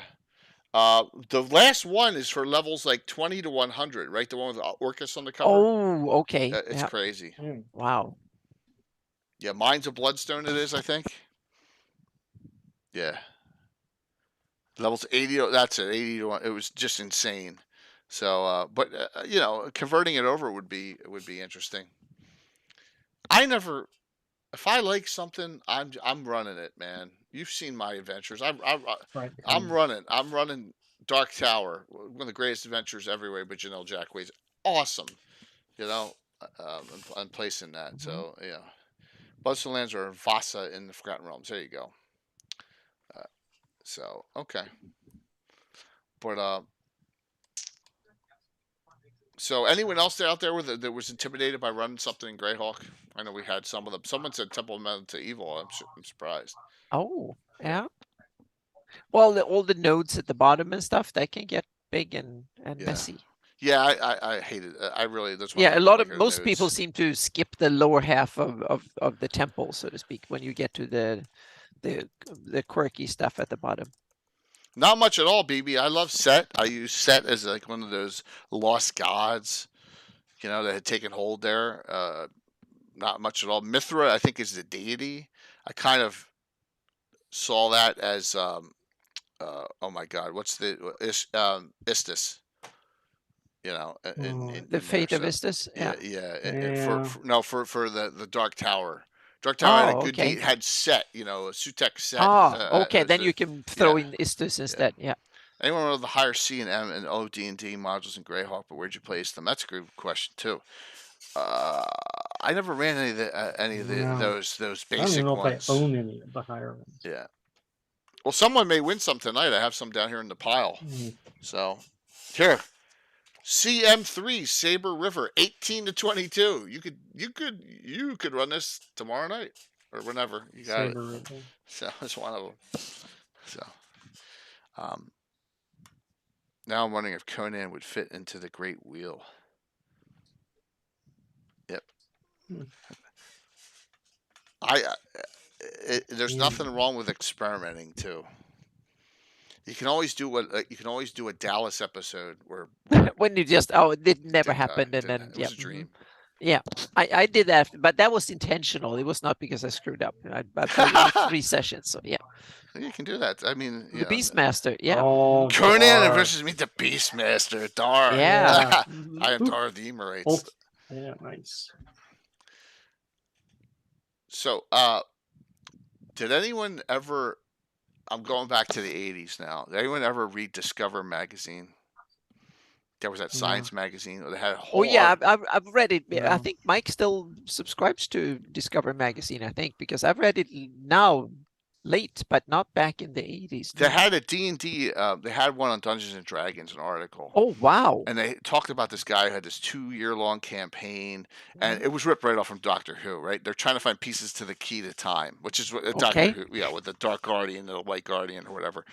And you can do almost anything you want in your D&D campaign, right? So they come out and they have one piece, and then some evil dragon has one piece, and then the third piece is Darth Vader comes out in a TIE fighter with a third piece. So just note, this isn't a freaking Discover magazine. You can do almost anything crazy you want in your own Greyhawk campaign, and who cares? Just have fun with it. That's all I'm saying. Is that it's all right to. I know I have that article. I cut it out somewhere, and I know I have it in a pile in one of my folders somewhere. I'll have to share it. Dallas episode. So Morgan Kane walks out of the shower and has hair again. That's what we're gonna do. That's awesome. He's gonna have hair. Mm-hmm. Because I'll always have some great ideas. Big Mac never would do that. All right. Apparently, there's a point where Conan crossovers with D&D. So there is a adventure that crosses over with RuneQuest. The Shattered Statue has both rule setting in it. It's RuneQuest and D&D in the same adventure, and we ran that. And I placed that in Greyhawk. I can't tell you where I did. We'll say I put down the eastern side of the map. How's that make everyone feel better? Oh wow! Yeah, Caves of Chaos on an asteroid. There you go. You go to a moon. You actually go to Luna in frickin' Return of the 8. So you do go to a moon in that adventure. So it's not that far fetched to go out into space because it happened in the first, second edition era. That's cool. Desert of Desolation feels like it should be somewhere in Greyhawk, in the dry steppes or in the Sea of Dust edges or somewhere, or even in the Bright Desert. It feels like it should go somewhere. Back then, to get the game module. Oh, Jim. Rollmaster had that too, yeah. You want Spelljammer stuff and a Greyhawk adventure? Space and travel balloons did it. So it was interesting back to get the game out. Yeah, absolutely. So Dark Elf likes the way that Mordenkainen looks bald. Remember, I like the bald Mordenkainen more as well. Yeah, I do. Yeah, and I also like the idea that he had hair when he was younger, and then he shaved it off, and yeah, it's that makes him a being that evolves and stuff like that. So I like both. I like that he had hair earlier on, and then he turned bald. I kind of Tinsor I really dig that. Yeah, I dig that. Yep. Boldenkainen. Yeah, Boldenkainen. Yep. Mm-hmm. Yes, Pringale, there was one. Yep, you had and here's the connection is that we always wrestled with. Was Greyhawk's Earth actually a Pangea or Gondwana or whatever, and then it becomes our Earth, and it's always been that way all along? I don't want to have like perfect real world tectonics, but I want to have a fantasy version of plate tectonics. So I can envision that the continents and the land evolves and change over time. That makes it interesting. But then I still like the idea of geological time in that sense that it takes millions of years. It's not something that happens in thousands of years, unless there is the occasional change, meaning we have the invoked devastation and stuff like that. So I like it that there are sudden catastrophes and changes, even on a geographical scale here and there, now and then through history.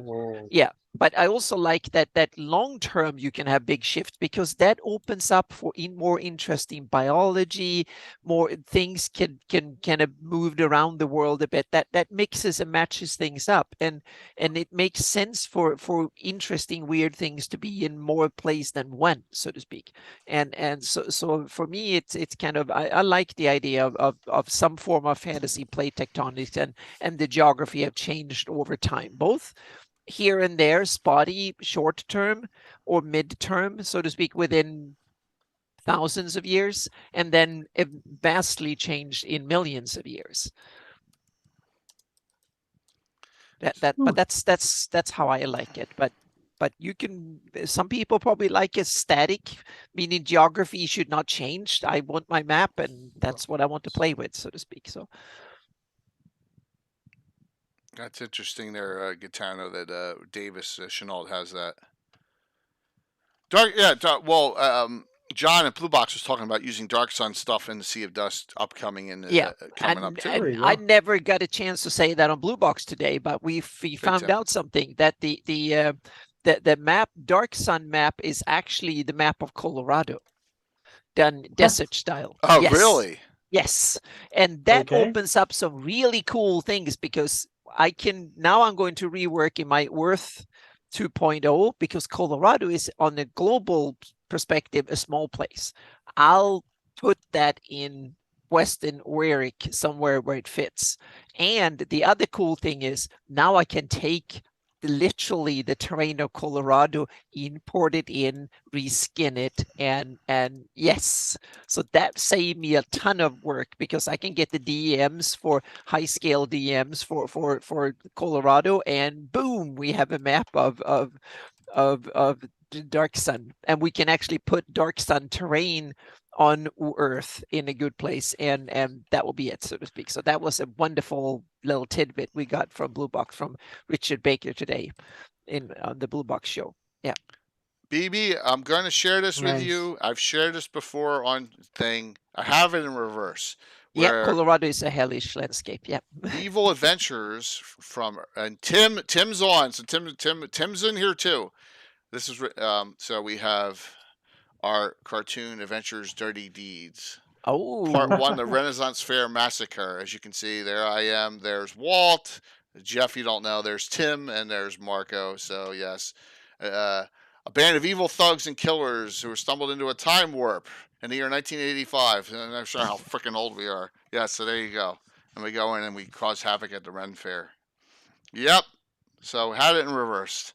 As you can see how old this is, look how yellow the paper is. But yeah, I've digitized it. So there you go. That answers your question. Dude, Deeds, 85 was a great year.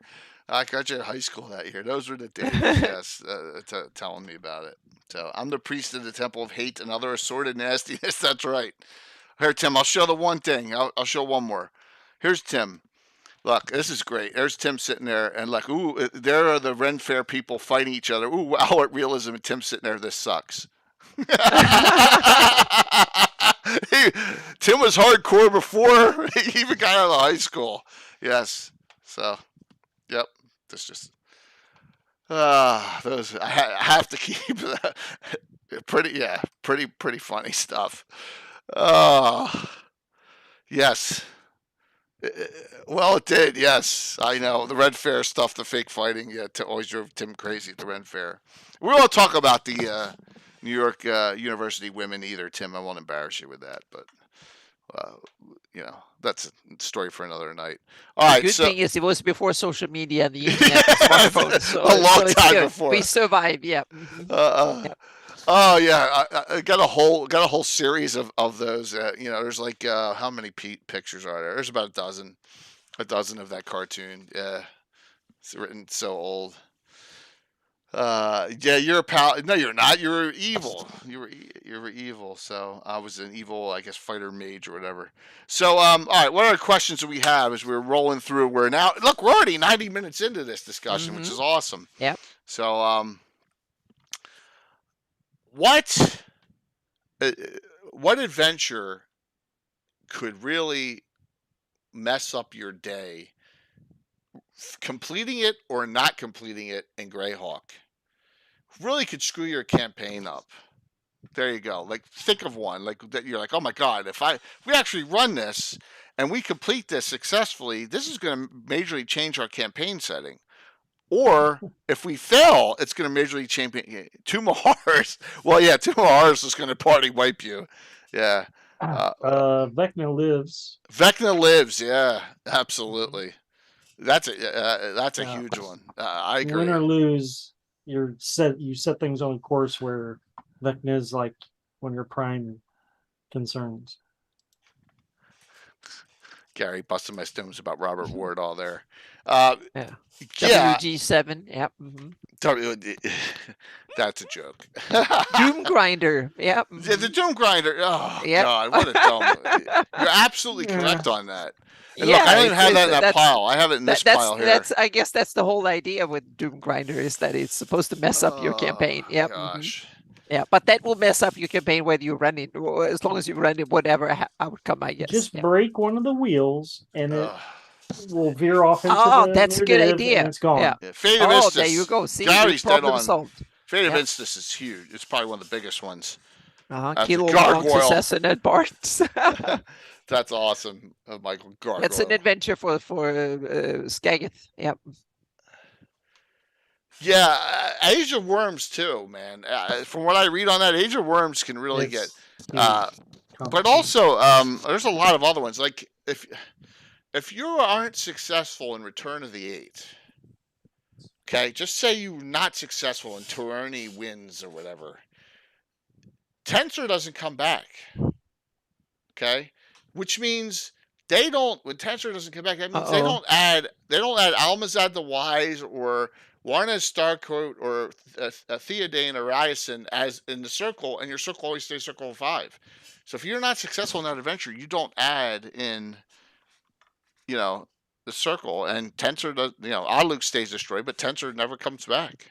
So you have to replace Tensor. Yeah, or to get another group to do it, and you live in shameful ignominy. Well, yeah, at that point though, he's had his power, and he kills the last of the clones, so he's done. Isle of the Eight was set up for huge consequences. Yes, that's true.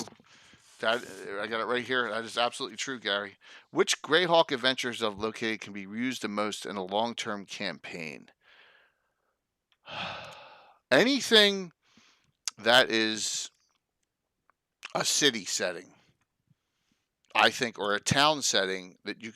Well, all the source books, the setting source books, like the city, and like the Marklands, I Use the Evil, all those books that aren't adventures, they are source books. They last forever, like Adventure Begins, Marklands, I Use the Evils, Slave, Scarlet Brotherhood, and all those. They have staying power. But Big Mac's saying an actual module adventure, and I'm going to be that's the other Hamlet.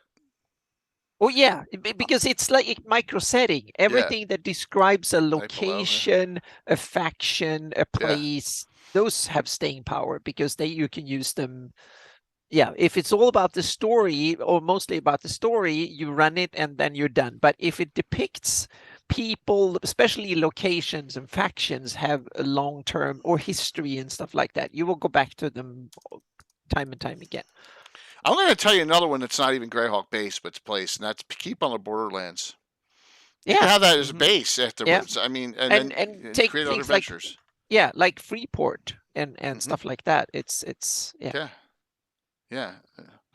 So it's a good question that you can take. You can take something and just continue off of it. And that's why I loved a lot of the second edition stuff, especially like Bastion of Faith, right? Yeah. Because I got the Shield Reclaim Hall from Bastion of Faith is see here. Let me. Yep. You can't see it because I don't have it up on that. Yep. But that's another one. It's a setting-based book, but it's got and there's a Shield Hall, and right there, Shield Reclaimed. Another one. Oh, and Patrick has a cool one. Cyberhawk, Greyhawk in 2320. That was actually a Greyhawk 2000 article in Polyhedron or Dragon or wherever it was that depicted Greyhawk in year 2000 with like sci-fi and all sorts of stuff. space travel or The whatever it was. future. I like Yeah. that katana. Katana said the G1 they turned it into a tavern. Just kidding. That's great. Yep. Oh, that's awesome. Great idea. I Yeah. like that. You just need, and your characters get this is early on, there are no map cities. Right? There aren't any. Greyhawk's not done.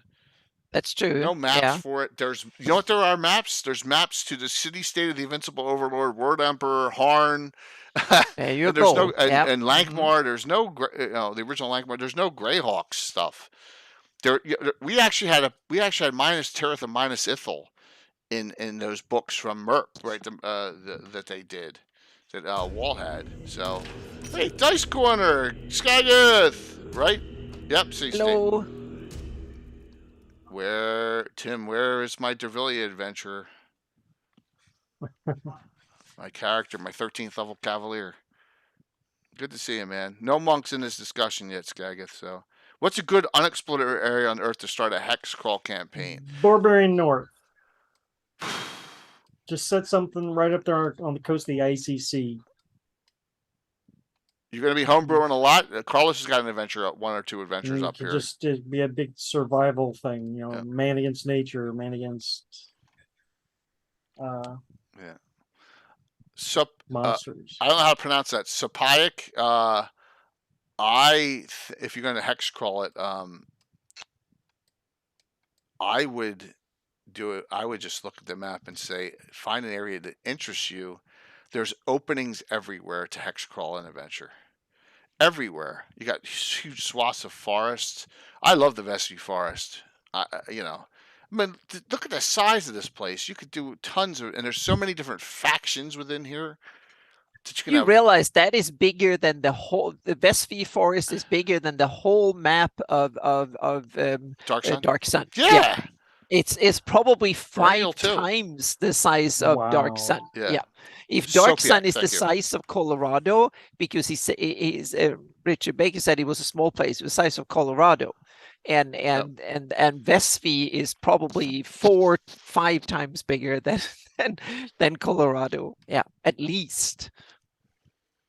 Yeah, they're all enormous. Huge place. Yeah, so we could easily fit in Dark Sun a little bit where we want it. So yeah. Curtis, you got an adventure campaign up here, right? In Bernial, correct? You're running something up here now, which is cool. Oh. Yeah, very cool. Very, very cool. But that's what that's what I would do. I would find an area that interests you for whatever reason, and just pick a place and run it. Just go with it. There's valley south and west of the Sea of Dust. They used the region for some adventures back in the 90s. It wasn't detailed on the map. Yeah, no problem.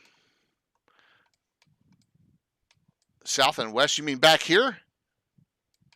Yeah,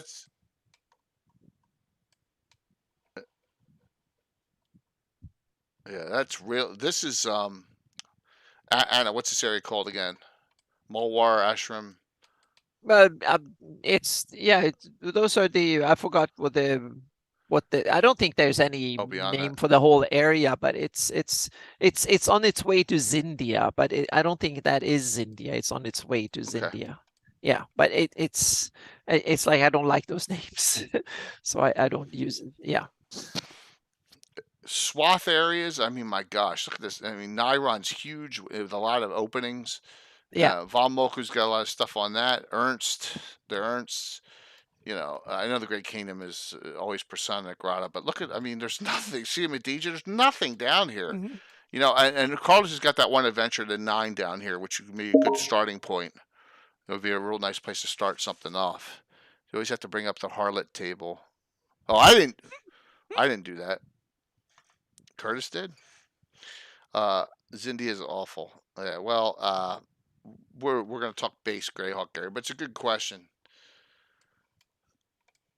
So, I always have thought, are there Dark Lords in Greyhawk too? What do you elaborate on that? There's a lot of bad guys in Greyhawk. Lots. If you're talking Dark Lords, like just look at the North Province here. Look, Lands of the Dreadlord, Anna. What's that all about? Yep. That's Lord Depar. Yeah. Depar, he's one of the Death Knights. He settled down there.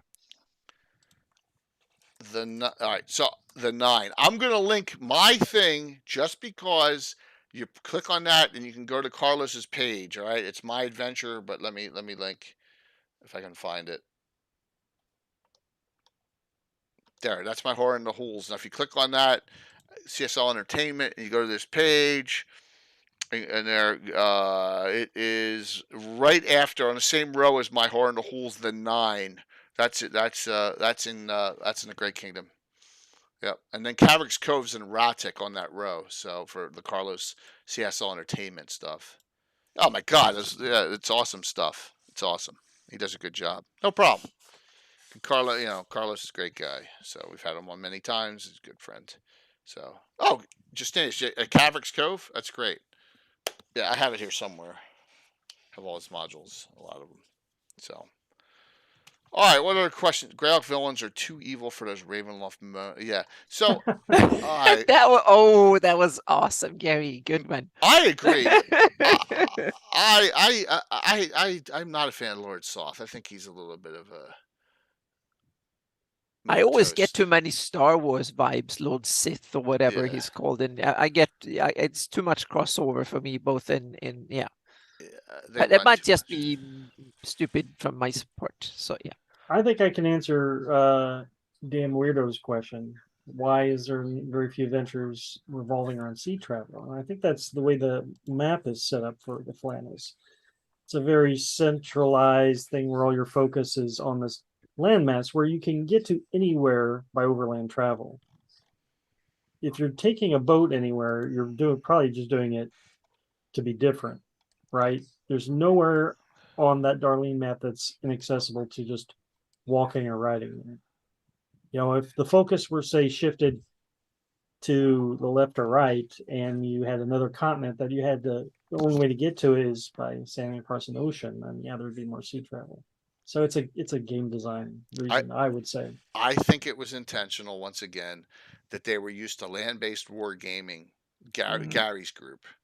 And Dave Arneson, they just weren't, and that's just to go. And they lived in Midwest. They live as far away from the ocean exactly in this world. So if you live in Wisconsin, then sea travel might not be the first thing that comes to mind. If you live, Lake Geneva is a lake, but it's not that big, so to speak. So there are great, like the morass and the Sargasso and all. There are all these great things. Ever Sinking Isle and. And Isle of there's stuff that's out there. And I think Gaetano has a good point. Yeah, it's also messy. Put water on the sand table, so it's messy. Yeah. Mm-hmm. Yeah, Edmund Fitzgerald in the Great Lakes, right? Like 1912 or whatever. I mean, yeah. There's always stuff on YouTube about that shipwreck. So, we're talking. That's just the way they did it, and that doesn't mean that there can't be more now, and that we cannot, all of us cannot elaborate it. It does leave out possibilities, but that doesn't. But like Troy's developing something, and there's a lot of, you have the Sea Devils reference books, and even Ghost of Salt Marshes, Over right? and under the sea. Yeah, lots of water based. So yeah, it just it just was a thing of. But there's, Forgotten Realms is the same way, isn't it? There's barely any sea travel in Forgotten Realms. Am I correct on that? There's some Pirates of the Fallen Stars or whatever. We have the expert to ask. We'll ask. I think. Well, it is interesting though. Like even 5e Forgotten Realms, where 99% of our adventures are set on the Sword Coast, you never are going on the water. That's true. It's like Valastra. It's like Valastra is a big port city, but they don't seem to go anywhere. Yeah. Correct. The final enemy is mostly underwater. All right, but it's an exception. Sahagwin. Yeah. I mean, it's a really nasty adventure too. We had some permanent deaths in there. We had one guy got a monk there, Skagith. He got eaten by a shark, and then the shark went away. See, that's your kind of monk. Yeah. It's Skagith's kind of monk. Yeah. Yes, a dead one. We've had a monk decapitated by a flying owlbear, and the one with What's the one with the flying things on the cover? UK 7 or 8? What was that one? What Dark Clouds Gather, right? That's the one with the flying owlbears and stuff in it. Yeah, they decapitated a monk in that one, and so monks die a lot in ours. We had monk got assassinated. Monks die very like Barrier Peaks, but underwater. I don't know. I just did anyone note my my anachronism for Thursday? You probably didn't. Let's do this. I want to drive Gary even more crazy, and Anna a little bit too. Here's a question. Here's my question. I'm gonna bring this up for. I screwed you over with my question. So yeah. What's that? Oh, okay. There you go. We had a painted miniature of it, so there's a cannon on the ship. Yeah. We call them bombards. Yeah. They're not very accurate, and they're rare. It's not gunpowder; it's smoke powder. Okay. And remember, it's right in the Slavers reference. Smoke powder is a usable magical thing. It's in the Slavers reference. Priests, especially priests of Merlin. Gnome launcher. A gnome launcher. Yeah, that's so awesome. There you go. That's from. That's a picture. I just wanted to show it that. Well, you have to have proper pirate ships, I guess. Exactly. Yeah, it's only one on there because but just note that's all. It's a minor thing. I don't have people running around with machine guns and stuff, or even arquebuses. Smoke powder comes from wild space. That could be very true, but it doesn't say that in the Slavers reference. It just says that priests of Merlin can use it at 10th level. So, what about? Isn't it, Sean? And that's the thing, man. We just wanted to brainstorm. Plus, this helped me out without prepping something majorly. I just grabbed all the books and the adventures for this, and we just can talk. It was. I must have seen too many winters. Harpoon, yeah. And we're having fun with that, and we'll talk about that during shout outs. So Anna, Mike, any other questions? Audience, any other questions here? Yeah, please save us. Yes. Yep. It's been a roller coaster of Q&A. Yeah, definitely. Yep. I'm sorry, I kind of asked really difficult questions here. Yep. So that's cool, Mystery. You're going through ancient dwarf passages under the Jotuns, right? Oh, that's a good one. Well, there's nothing at all wrong with that at all. So let me see if I can. Yeah, I don't know where I put the map, and I'm always searching for them. But we have the long road running through the Lort Mills. Right, so we do have that in the campaign, and I've utilized it, multiple connections to it, and all.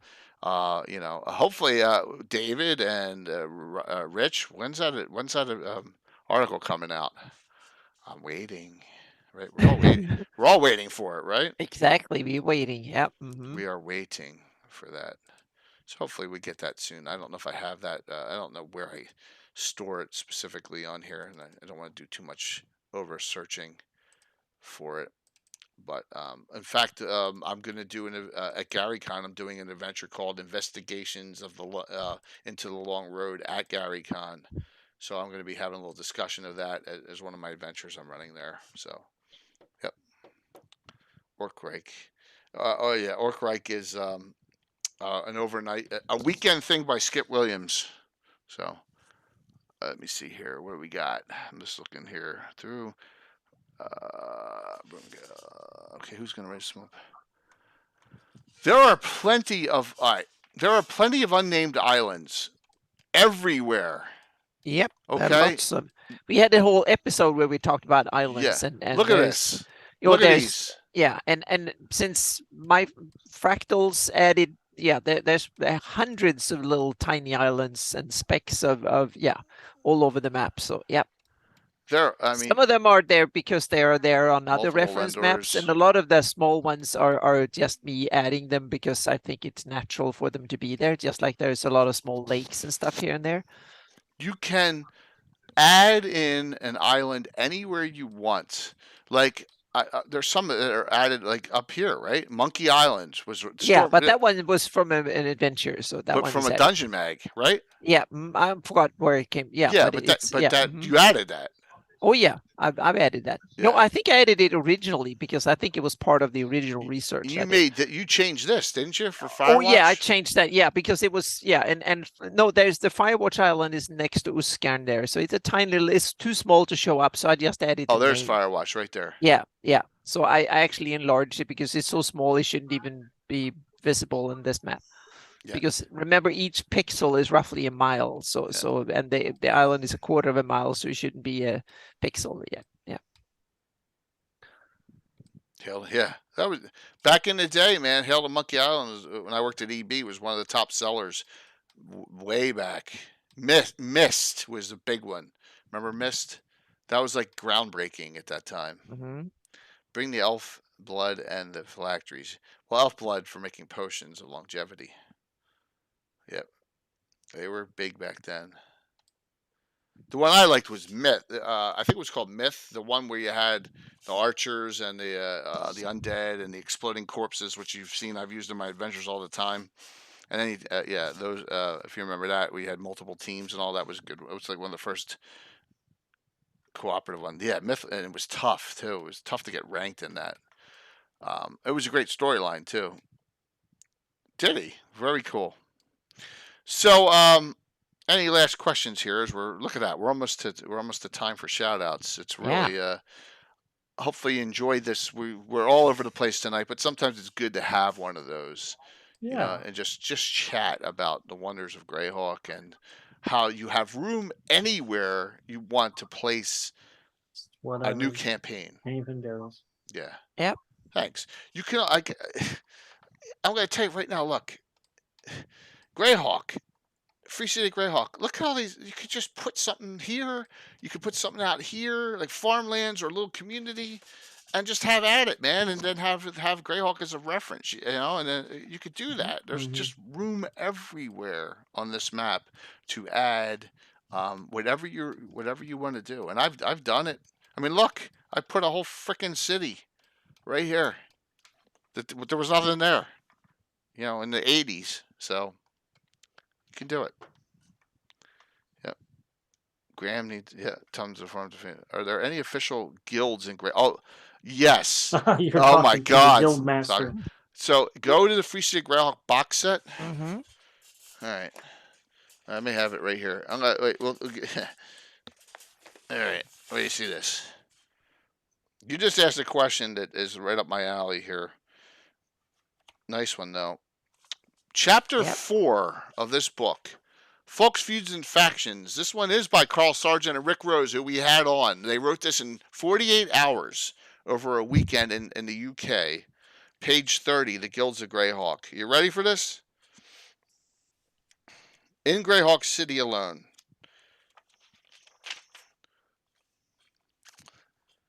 Guild of Adventurers. Guild of Apothecaries and Herbalists, Guild of Architects and Stonemasons, Guild of Bakers and Cooks, Guild of Barbers and Dentists, the Butchers Guild, that's page 1 and 2, Cartographers Guild, Dockmen and Wharfmen's Union, my favorite, Embalmers and Gravediggers Guild, Jewelers and Gem Cutters, the Laborers Union, the Lamplighter's Guild, the Guild of Lawyers and Scribes, the Guild of Leatherworkers, Tanners, Smiths, and Stablers, the Merchants and Traders Union, the Mint Workers Guild, the Union of Money Brokers and Money Changers and Pro Brokers, the Night Watchmen, the Ostlers and Brewers Guild, the Guild of Performing Artistes, the Union of Sages and Academics, the Sewermen and Street Cleaners Union. Ah, there you go. So that's...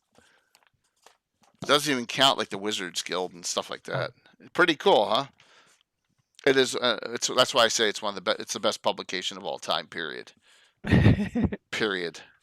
Yep. Yep. There'll be any, and that's a great thing. And the guilds are, our guilds are awesome. So, what's WS1?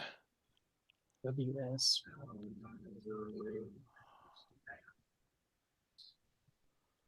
I don't know what's WS1. I don't know. Yes, sure. You do use Judges Guilds ones, and absolutely. The Bone March Companion. What the? Oh, Maybe, well, hey, maybe we it's should in the Bone March. Bone March. He hasn't placed this. He's had to have placed it somewhere in there, Alex. Right? It says the Bone March Companion. Oh, wonder what WS stands for. So there are plenty of mage organizations. The Seekers. What's the other one? Oh my God, in Keelan, my brain just shut The off. silent The ones. silent ones. Yeah. There's a whole bunch. Yeah. There's a group that the red. I have the Red Company mercenaries. They hunt undead. There's a whole bunch. You can always come up with a whole bunch of different types of guilds. I have the Greyhawk Mage class, which is a specific spellcaster that they get from the Circle of Eight gives them their powers, and they get special abilities of using named spells from the Greyhawk Adventures hardback book. So yeah, there's a lot of things you can do there too. So plenty of neat stuff. White Ship. What am I missing? Blood Bottle, I'm sorry. The Pinkertons. Yeah. Well, there are Pinkertons. There are there are. There's the equivalent of Pinkertons. There's a lot of protection agencies and stuff like that too. Yep. Old Living Greyhawk Journal on Silent Ones. That's funny.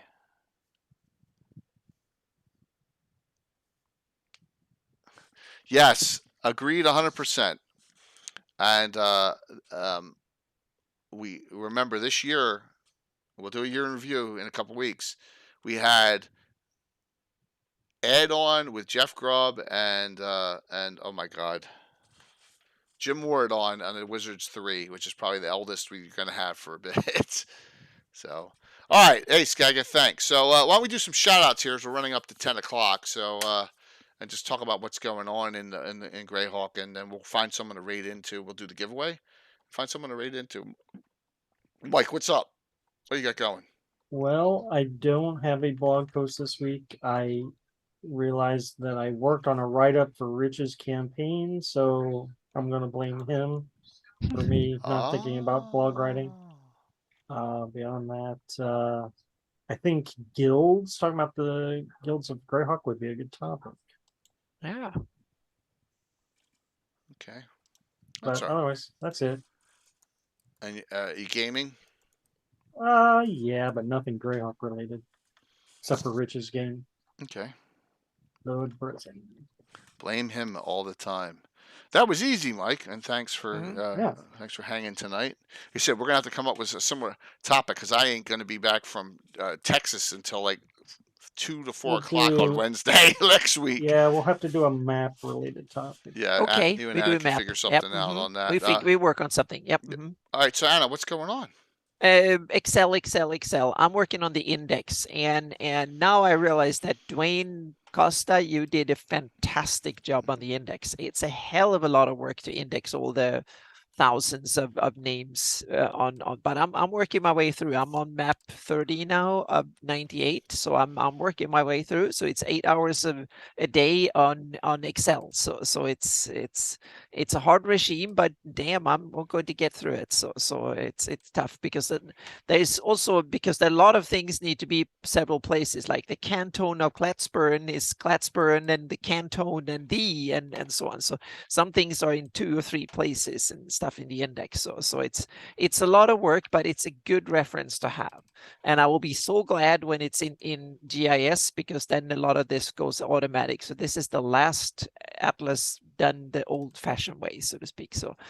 But it's a good one. So thank you, Mr. Sackle. So if anyone wonder where I am, I'm doing the index, and it will take me a couple of weeks to go through this one. But it's tedious, but it's simple, but very painstaking, tedious, and so on. So it's not difficult. It just needs to concentrate, and you need to do it, and you keep looking at things. And it's also a perfect way for me to do an edit of my atlas maps, because I see things that needs labels that need to be moved around and stuff. So the atlas is getting better due to this. I've already fixed a few things here and there and stuff. So it's coming. Yep. I don't know. I can't say a date yet, but my goal is to try and have it out by Christmas. But damn, it will be hard. But I'm working on it. So yeah. So that's why I'm not doing much else. But I will try my best to mapping live stream on Friday. So I might do some test streams tomorrow for that one, and the topic will be texturing the Altamira map will be the thing for Fridays in that case. So yeah. That's awesome. Yep. So that's coming up. But those are that's really that's what I'm up to, so to speak. So yeah, it's not much fun. It's boring as hell, but it's part of making good maps. You need to do the boring bit. So yep. Okay, so yep. Here's what's going on. Tomorrow night, in the middle of a fight here. Yes, a wall of fire has been placed up by this wizard right here as some of the adventures are coming here, and then we got multiple fights going all over the place, high levels.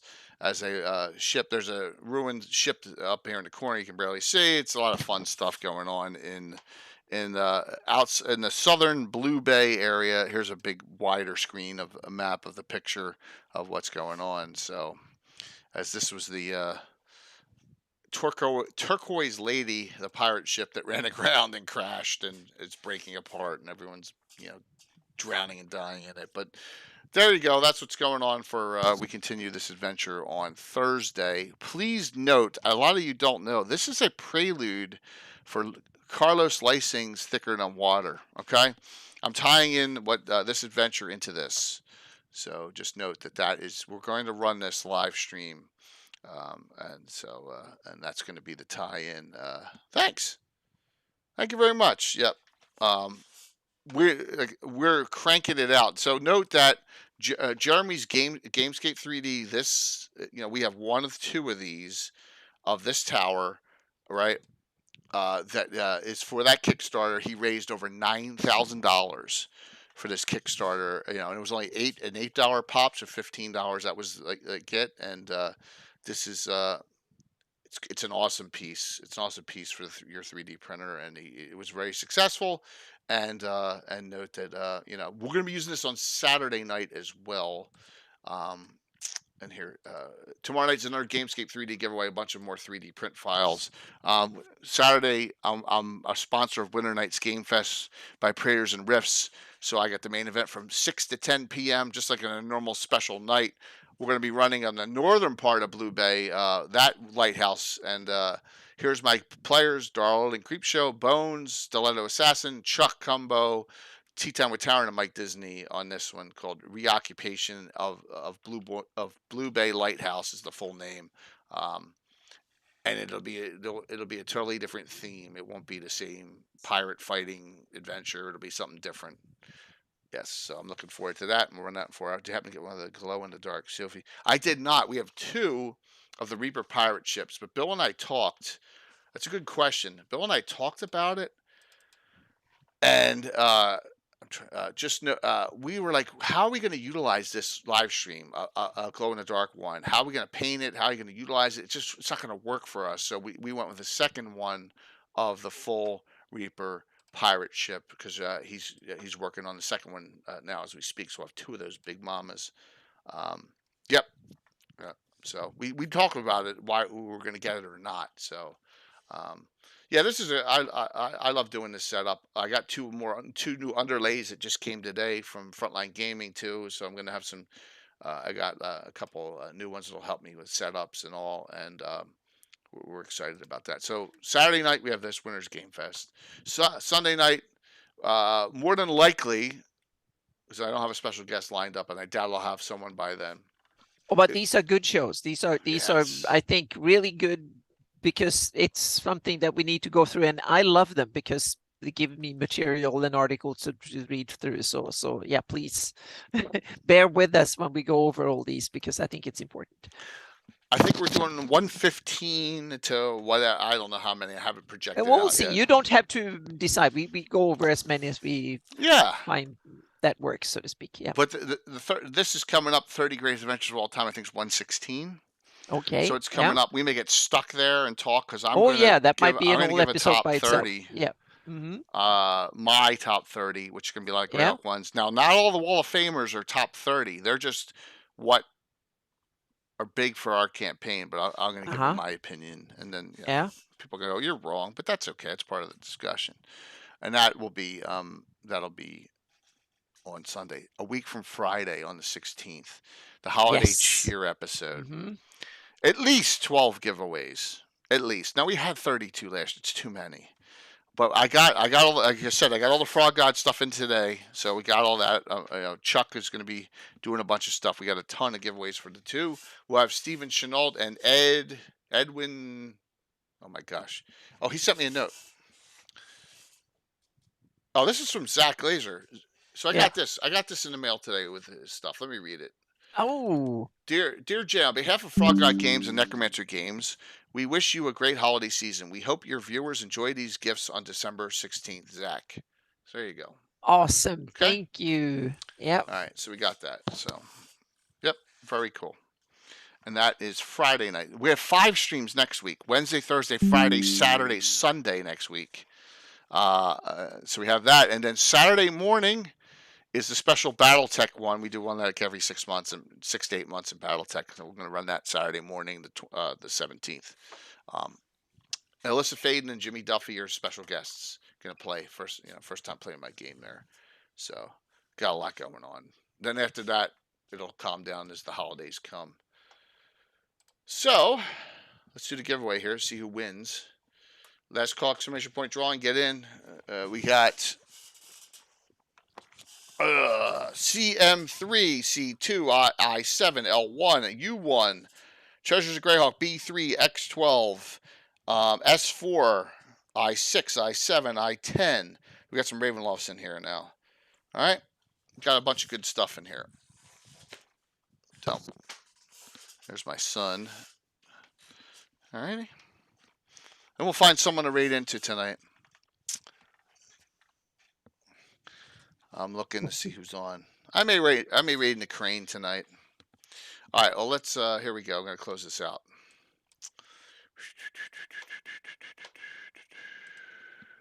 Closing this out. If I hit the right button here. Yes. The winner tonight, Arcos Ren. Arcos Ren. That's a cool fairly new name. Arcos Ren is on. Arcos Ren. Grats. All right. This is what you need to do. You need to put your full name and address in Whisper, and then get with me on. I'm assuming. So we're gonna give you the do I have a Greyhawk setting one? If I have a Greyhawk setting one, I may give that to you, unless you have it. But I'll give you a treasures, Arcos, and then we can talk about an adventure you want. Because that one has a whole bunch of stuff in it, which is really neat. And then we can talk about it in chat. Just in the Whisper.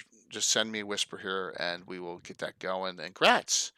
I'm going to send you the initial one to get you started here. There we go. All right. There. I sent it to you.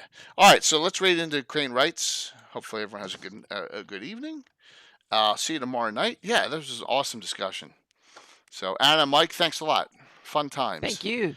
Thank you. And thank you everyone who showed up and asked all the wonderful questions and comments and everything. It's wonderful. Thank you. Yeah, I kind of like these sometimes. Kind of just wandering and waffling is good. Sometimes just to have some fun with it. Yeah, anytime. All right, I'll see you all tomorrow night for a nice adventure with some Gamescape and one Reaper giveaway too if you don't have a 3D printer. So, yeah, please. Tomorrow night there'll be some good giveaways too.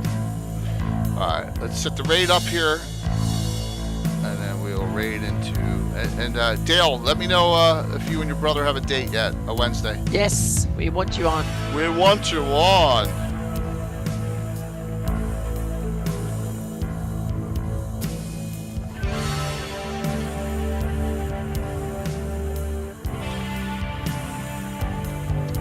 Setting it up. All right, over 80. Awesome. 84. 5, 4, 3, 2, 1. See you tomorrow night.